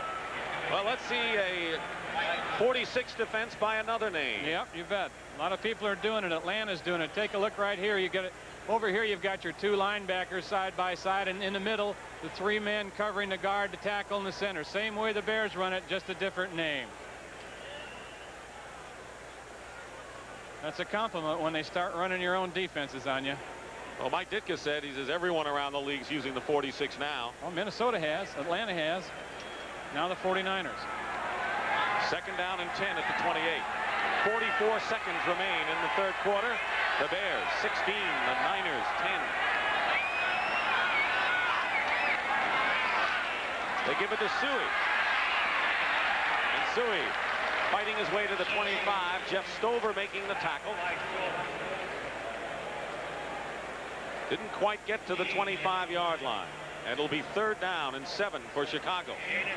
Bill Walsh, who has seen his team on a roller coaster this year. Everyone expected the San Francisco team to be 5-0 at this point. Instead, they're the team that's been struggling, and the Bears come in flying high at 5-0. So they played championship caliber football only one time. That was a win over the Raiders. Roger Craig stretching. He came out and started this second half. There's the gun, and that's the end of the third quarter here at Candlestick Park with the score: the Chicago Bears 16, the San Francisco 49ers 10. We now pause for a word from your local station. This is CBS. Underneath it all, what really matters is the burger. And if you want a burger that's thicker and juicier than McDonald's Quarter Pounder, Wendy's Single, and the new Burger King Whopper, you want the new Quarter Pound burger at Hardee's. Try the thickest, juiciest burger of them all. Brand new at Hardee's. The young lady for the tonsillectomy. First time I was here, I was 10, and they took my tonsils out. Now I manage this hospital. And for communications, I rely on GTE. When we added this wing, our GTE account manager even helped us tie into nationwide medical data networks. And GTE service is untapped 24 hours a day. She's gonna be fine. Any messages? Sure, on your terminal. It takes a lot to satisfy us, but GTE does. To John Kaiser, who had 6 grand openings in 3 days, Republic Airlines awards the comforts of perks. He's earned them. To Gary McKee, who had to laugh at the same joke 6 times, Republic awards the Executive Suite perk. You've earned it. And to Nell McCarran, who had to dress for success in 6 cities, Republic awards a free trip after only 20,000 miles. I've earned it. We make you feel like flying. Republic Airlines. See how it all began. Weekdays at 3:30. CBS Sports coverage of the National Football League is sponsored by Toyota, who offers a full line of 1986 cars and trucks to satisfy the most demanding owner. Who could ask for anything more? And by Sony Super Beta, the VCR that gives you a picture 20% sharper than VHS. Third down and 7 for the Bears as we start the fourth quarter at the 25 of San Francisco. McMahon gets free, but he stopped short, and it's Ronnie Lott that prevented the first down and a penalty marker down.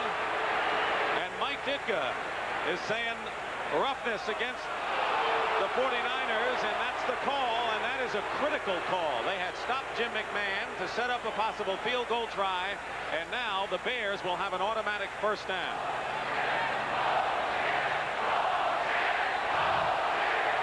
Personal foul, unnecessary roughness, piling on number 49 defense.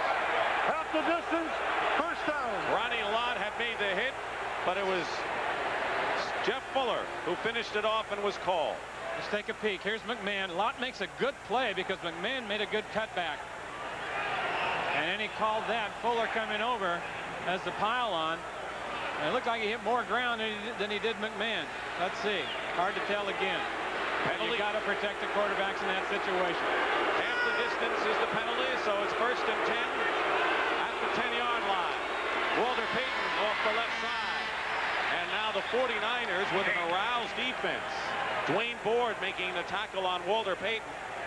This is the opening minute of the fourth quarter. Dick Stockton and Wayne Walker in what has been a playoff-style game from the start today. Another look at that personal foul call on Jim McMahon. As we mentioned, it was Lott on the tackle of McMahon on the scramble. And then at the end of it, they called 49 coming in late. Yeah, they were right.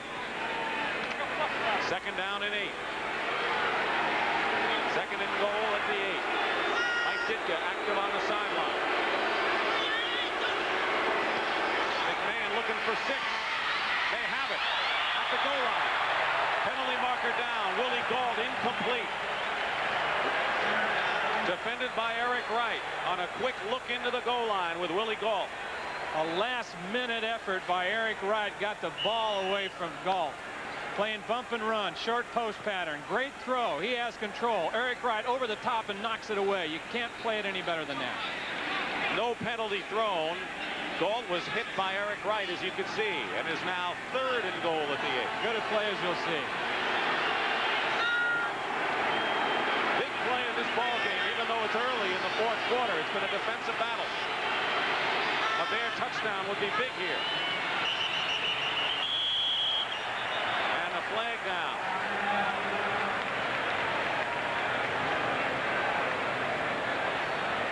Let's see if it's a delay call. False start, number 74 on the offense. It's Jim Covert, 5 yards. Most of the penalties have been on the 49ers side. So it'll be third down and goal at the 13. Former number 1 pick in his third year. Very strong at 6'4" and 278 pounds. Jim Covert. And the youngest captains in the league, too. Third year in the league, and he's one of the captains for the Bears. Marjoram goes out to the left.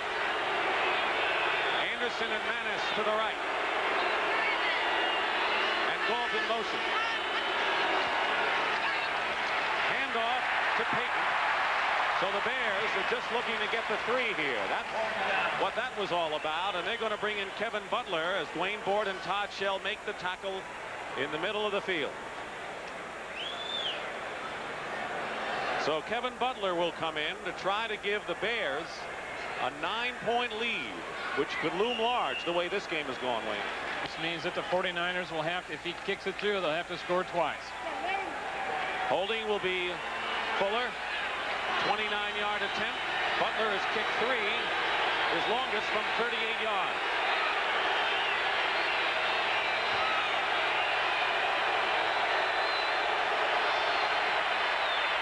And the kick is good. So Kevin Butler, the rookie from Georgia, has kicked 4 field goals for the Chicago Bears today. And with 13:09 to go in the fourth quarter, it's now 19-10 Chicago.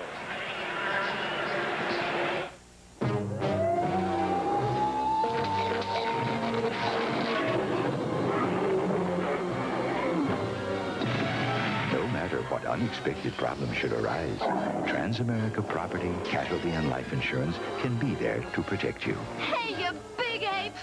Who's gonna pay for this mess? Transamerica. Insurance, finance, manufacturing, transportation, innovation. The power of the pyramid is working for you. A while ago, I made myself 3 promises. Never wear a tie, work for anyone, or be any place I didn't want to be. That's why I drive a Chevy S10 4x4. It lets me work, play, haul, go to dinner with Kim, or fishing with Sue. You know, if it doesn't fit in my Chevy S10, it doesn't fit in my life. Who's Kim? Fit an S10 pickup, maxi cab, or Blazer in your life with low 8.8% financing. Reunity and burgers go nice. Reunity and tacos go nice. Chicken goes nice. Salads go nice with Reunity on ice. Reuniti has the taste that goes great with all your favorite foods. A taste that makes Reuniti the world's best loved imported wine. Everything's nice with Reunity on ice. Reunity, Reunity.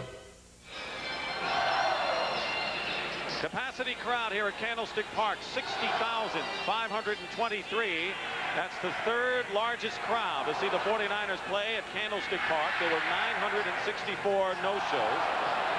Meanwhile, Carl Monroe and Dana McLemore go back for the 49ers as Kevin Butler with 4 field goals today, getting set to kick off. Butler's field goal, the first points for the Bears since early in the second quarter. Monroe short of the 10. And Carl Monroe is tackled at the 28-yard line by Jim Morrissey. Tonight on CBS, all new, starting with 60 Minutes, followed by Murder, She Wrote, Crazy Like a Fox, and Trapper John M.D. That's tonight on CBS. Now we'll see on this drive what the 49ers think they've got. What they've seen that they've made adjustments to, and here comes William Perry down on the kickoff, the refrigerator they call him. That's not a 4-flat guy, but he can deliver some hits. That's like a sumo guy. Number 1 pick for the Bears this year, and a controversial one. First and 10 at the 28-yard line. Roger Craig, flag is down. Craig battling his way to the 33-yard line. Steve McMichael and Dave Duerson forcing the play from strong safety. That's against the 49ers holding. They've had trouble that way all day. Right side of the line. I don't know where this one was from. All year.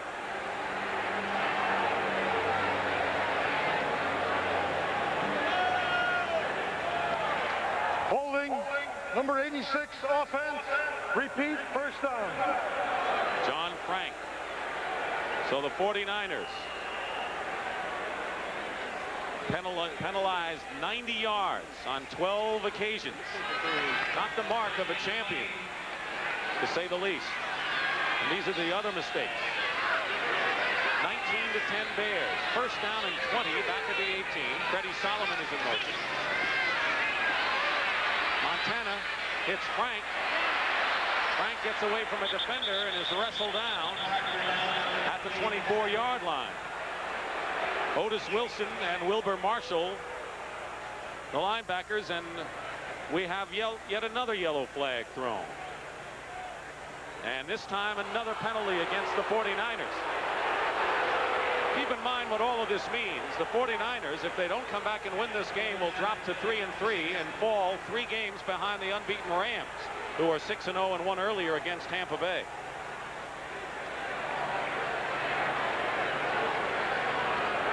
Illegal shift, 2 men moving and not resetting for a full second. Repeat, first down. Last year before the Super Bowl, I talked to Don Shula, and he said, what impresses you most about the 49ers? You've seen them play a lot. And I said, well, they don't make many mistakes. They're a smart team mentally. That hasn't been the case, as you've seen today. First and 25 back at the 13. And it was tipped by Steve McMichael. They were going for Roger Craig, and McMichael got a hand on him.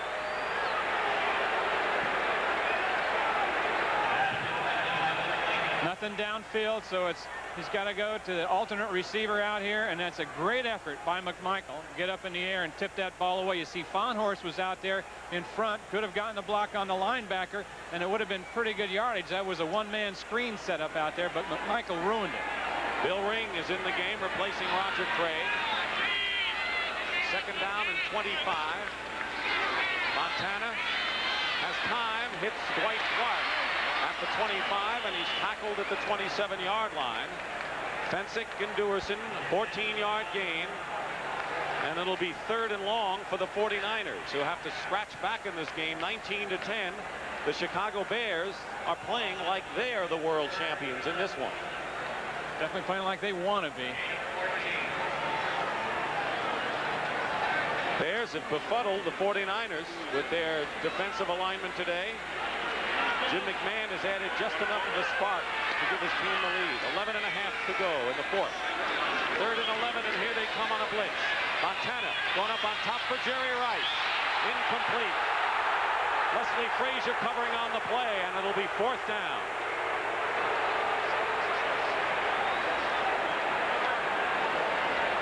Check this. The Bears send 9 guys. Fensick right here comes in on a blitz. The backers over here blitz. Everybody's blitzing. And I'll tell you, they put the pressure on Montana. Here they come, everybody. 9 people. They've only got 2 defenders back there. And here's the punt by Runeker. Ken Taylor is back at the 23. And upended at the 34-yard line by Michael Walter. 11:14 to go. Who gives you more? Toyota, that's who. More models than any other import car. More high-performance 16-valve engines in more models than any other company. All with time-tested Toyota reliability. No mechanics in a panic. We keep running year to year. More fun, more quality, and more for your money. Who could ask for anything more? Toyota. Shh, be very, very quiet. What's up, Doc? I'm hunting for the sharpest VCR picture. Then what are you doing over there? Sony Super Beta has a picture like real life. 20% sharper than the one that beat VHS. Pesky rabbit. And only Sony has this super special effects wheel. I'll give you a special effect, rabbit. Oh, sorry, Doc. Super Beta is sharper. Sony, the one and only. Aren't these pretty? Yeah! That's right. They are Christmas seals, and the American Lung Association asked you to support the Christmas Seal campaign. Listen, who are we going to talk to today? The Brothers! And we're going to really tell them not to smoke! Because you've got to take care of your lungs! They are only human! Oh, you really know something. Take care of your lungs. Support the Christmas Seal campaign. The American Lung Association, the Christmas Seal people. That's the time remaining. We've had only one offensive touchdown in the game, that by Walter Payton on the first series of the game. The defenses have taken over, and the Bears have been distinguished today because of theirs. When we go back to 1963, the last time the Bears won the NFL title, Wayne, it was the keynote of it all was their bedrock defense. Yes, it was. And the only game they lost was here in San Francisco to the 49ers that season. 1st and 10 at the 34. Coming up to the line is Williamson. Payton carries. Gets outside. And Walter Payton, close to a first down, may even have it. Dana McLemore making the stop, and a good block by the right tackle, Keith Van Horn. They're shy by about a yard, but a good 9 yards. Look at what the 49ers have accomplished on the ground in the second half. And this team had been, the 49ers, coming into this game, the #2 rushing offense in the conference. 2nd and 1 at the 43.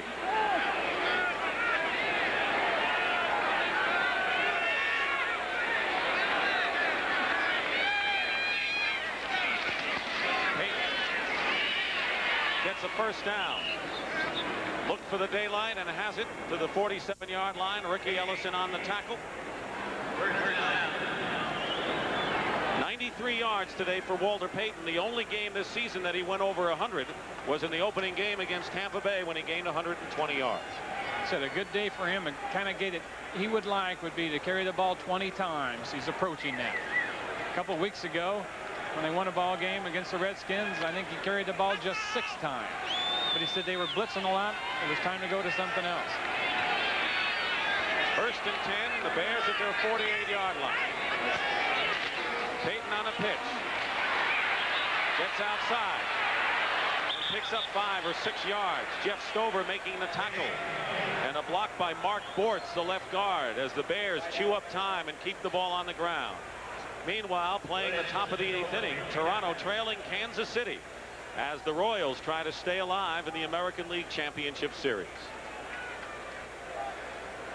It'll be 2nd down and about 4 for the Chicago Bears. Bob McKittrick, offensive line coach for San Francisco. Trying to solve that 46 or whatever it is the Bears are throwing at the 90. It's Payton again. This time he's hit from behind, but may have the stretch to get close to the first down as the clock continues to tick. Against the mirrored 46 that time, the Navajo defense. He's over 100 now. For the 65th time in his remarkable career, Walter Payton has gone over the 100 mark. Last week, he scored his 100 and 101st touchdowns. He has a TD today. And only Jim Brown, Lenny Moore, John Riggins, and Franco Harris, along with Don Hudson, can say they've scored 100 or more touchdowns. Yeah, but you know what I like? He started all but 6 games in his career. 3rd down and 1. And it's Payton again. And he appears to have the first down to the 42-yard line. Gary Big Hands Johnson and Milt McCall on the tackle. He's doing a good job with the clock now. McMahon is using that 30-second clock well. It's down to 8:49. Ditka's doing a good job with that gum on the sideline. They're going to measure.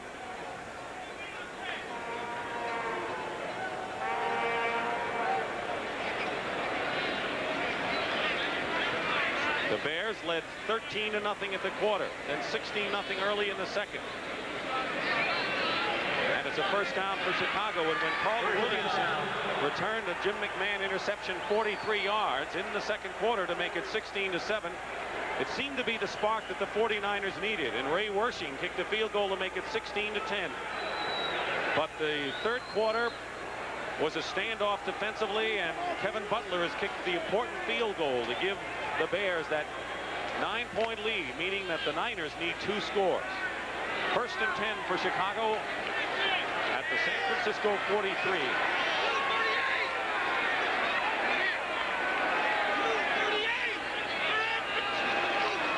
Payton gets by Dean, gets by Keena Turner, and is finally tackled at the 36. Right now, for an NFL Today report, here's Brent Musburger in New York. Brent?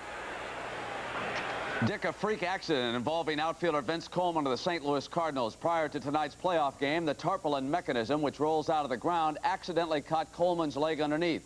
He was screaming in pain before the machine was finally turned off. Coleman was carried off the field on a stretcher. He has been taken to the football locker room for x-rays, and Dick, we'll keep you posted on the outcome of that. Let's go back to you and Wayne Walker.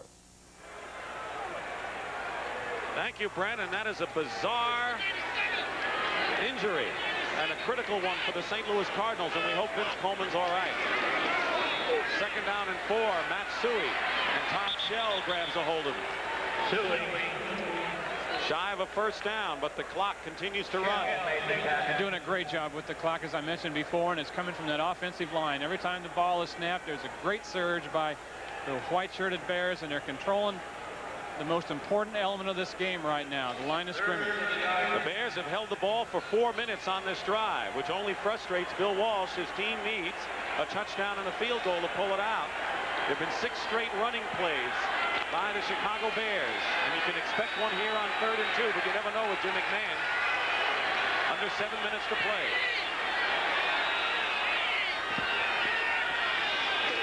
Payton. And Payton has another first down for the Bears. And in the situation, he told us yesterday that he likes to have it. If I had 1 play left to run, I'd want it to be a short yardage situation where we needed it. And Walter Payton was part of a Chicago Bear team that struggled. Yeah. And he was the workhorse, and it was Payton left and Payton right, and the Bears never mounted any kind of an offense.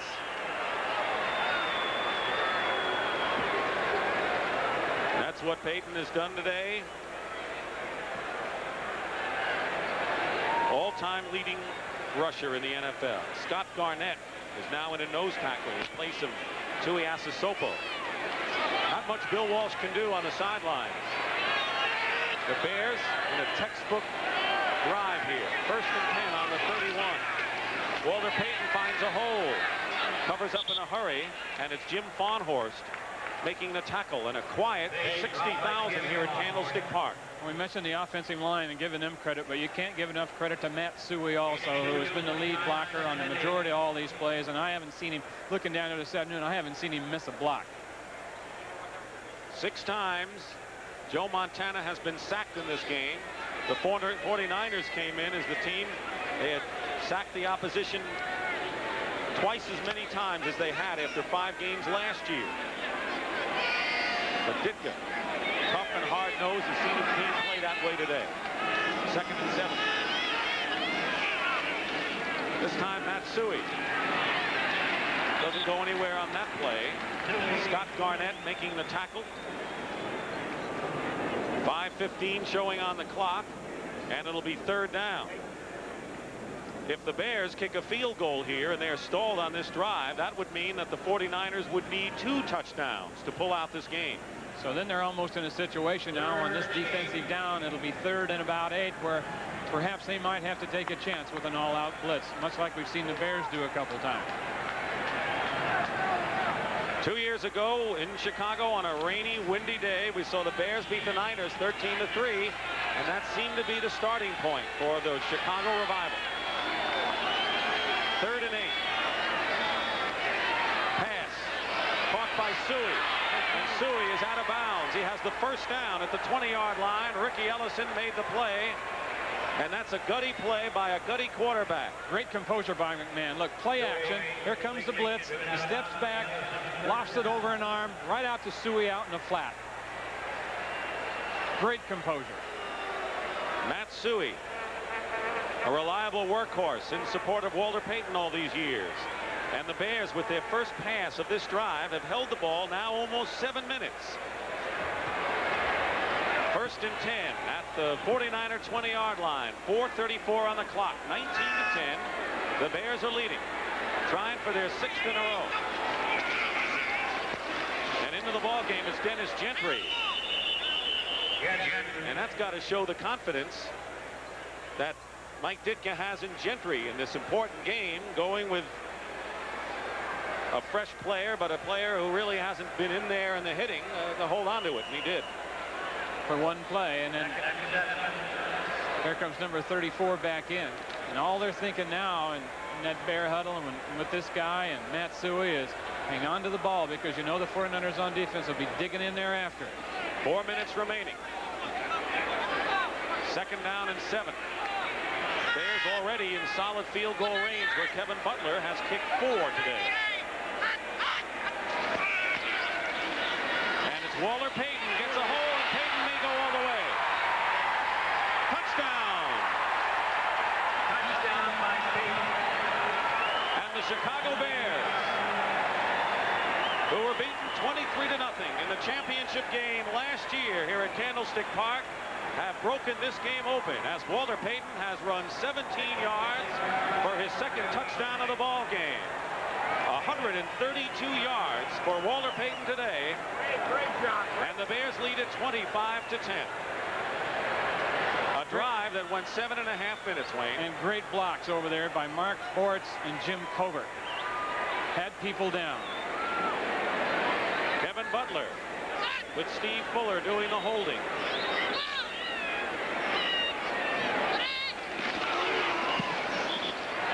Kick is good. 3:41 remain, and it looks dim for the 49ers. The Bears are on top in a big way. Soon someone who doesn't know anything about you could assign you a new long-distance company. They won't know how much AT&T's clear long-distance connections mean to you. Or our personalized customer service, our worldwide calling. They won't know unless you tell them. AT&T long distance for over 100 years. When you reached out, we were there. And you can keep it that way. If you're asked to choose, make the choice yourself. Send in your ballot. When you're looking for more in a car, reach for the stars.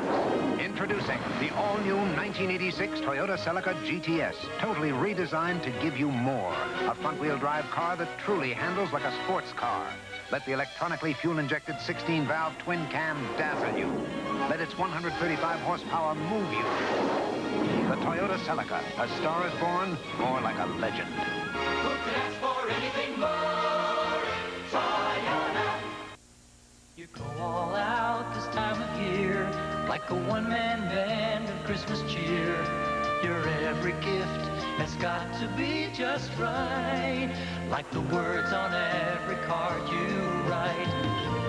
Don't miss the joy, don't miss the joy. At the Postal Service, we know it's important for your cards and packages to arrive by Christmas, so please mail early. Don't miss the joy, don't miss the joy. Mail early this Christmas. Don't miss the joy.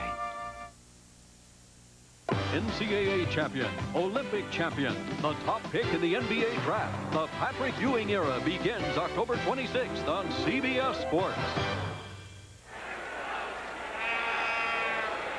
7 minutes and 33 seconds. That is the key to the scoring drive as the Bears lead it now 26-10. 3:41 remaining. Kevin Butler will be kicking off.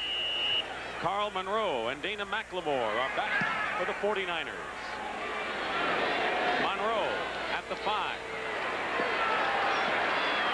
To the 25 and hit hard at the 27-yard line. Jim Morrissey on the tackle. Watch the blocking at the point of attack on the Bears that time. Everybody got one. The tight end will block down, get a block. Covert pulls out here, kicks out. Bortz, the guard, comes around and goes through. Walter Payton, perhaps the best runner ever, takes it the rest of the way.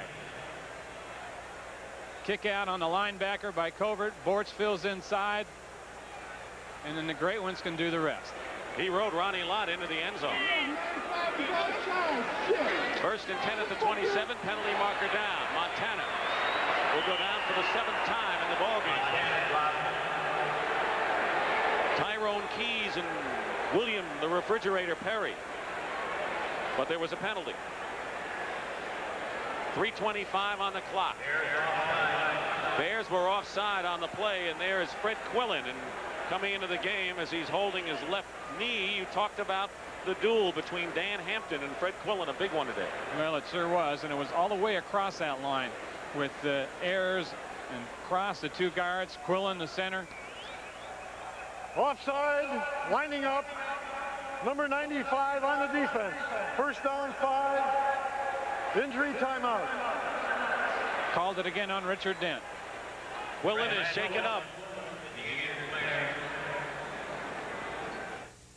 Giving that extra effort makes winners. Be All You Can Be, sponsored by the U.S. Army. The same persistence and determination that marks the play of number 26, Rob Carpenter, is also symbolic of his career. After spending 4 seasons as a backup with the Oilers, Carpenter finally got a chance to start when he came to the New York Giants in 1981. Since then, his example of second effort has helped to lift the Giants from also-ran to playoff contenders, proving that Rob Carpenter is the best he can be. Do you have anything in aviation? The Army's most technical training Are there any openings in communications? is also the Army's most popular training. I'd really like computers. So it pays to have a reservation. Electronics. If you qualify, you can get a guaranteed reservation for the training you want up to 12 months in advance, even if you're still in high school. All that you can be. We'll see you after graduation. Find your futures in the arms. Congratulations. 49ers center Fred Quillen being helped off the field with 3:25 to go. And who expected the 49ers, Wayne, to be 3-3 after the first 6 games as defending champions? Well, I don't think certainly anyone did, Dick. As you see the look of depression there on Ricky Ellison's face, they've painted themselves in a corner, so to speak. The Rams win again today, so they're 3 games behind in their division. So what they're looking at now is perhaps wild card down the road, and that's no guarantee. And this man and this team, Jim McMahon and the Bears, are perhaps looking.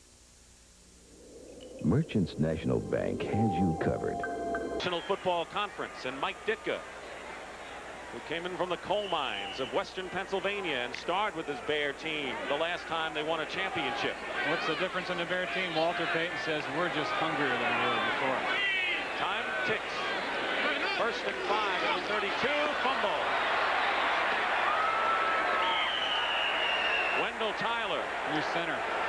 Jim Leonard came over from the USFL. Number 63 replacing Quillen. Watch the exchange. You don't get a whole lot of time to work on it in practice. It's a different guy. It's a different feel. And that does not look like the defending world champions. Jim Leonard, who played with Tampa Bay before he went to the USFL. The Bears are playing with a zeal and confidence that marks teams that go all the way. They look good, don't they? Montana to Bill Ring. And Ring stumbles at the 21-yard line. The Bears will be 6-0 with victories over Washington impressively and the 49ers in impressive fashion. But they beat the Niners today, the Bears, playing playoff-style football. Montana down. 7 sacks. And this was Richard Dent. Let's talk about next week in the National Football League. The 49ers will try to lick their wounds against the Lions.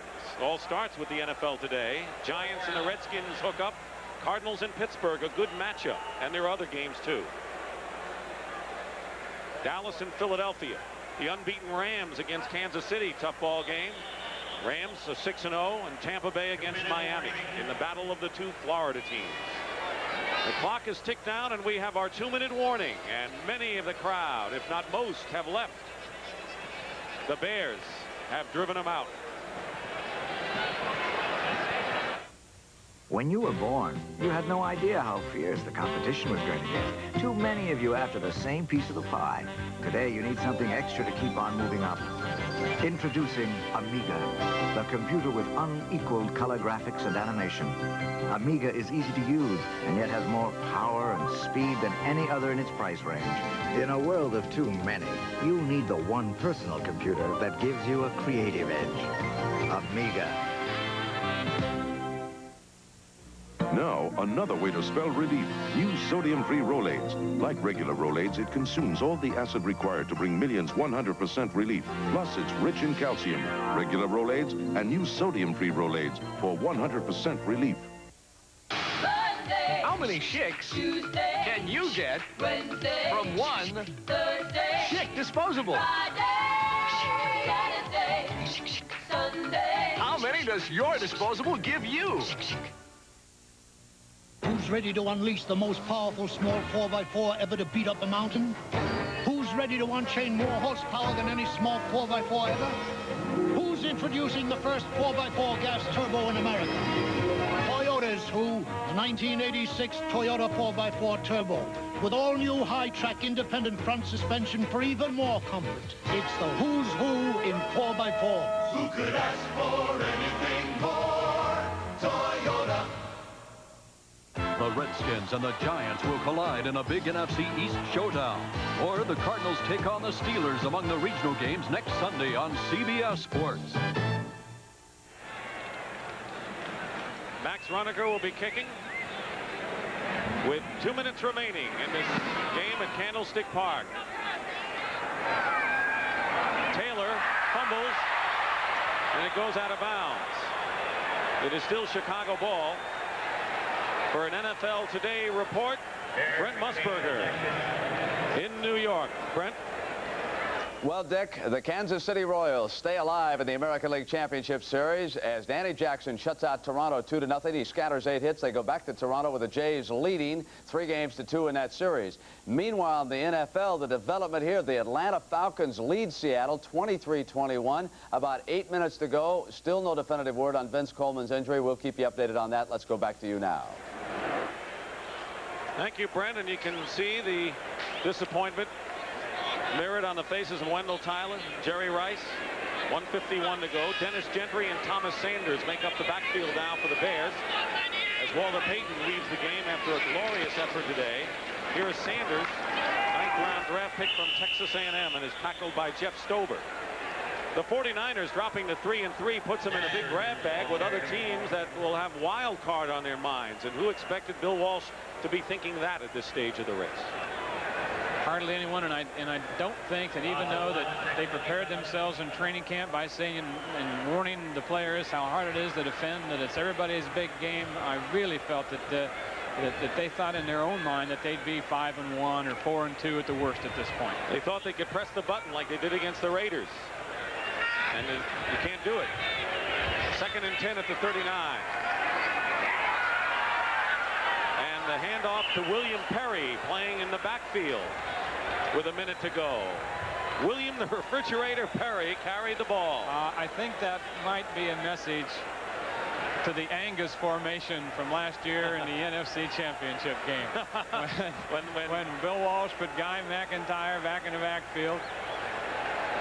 The executive producer of NFL football, Terry O'Neill. Our senior producer, Charles H. Milton III. We want to thank the fellows who produced and directed this game. John Faratzis, our producer, and Bob Fishman, our director.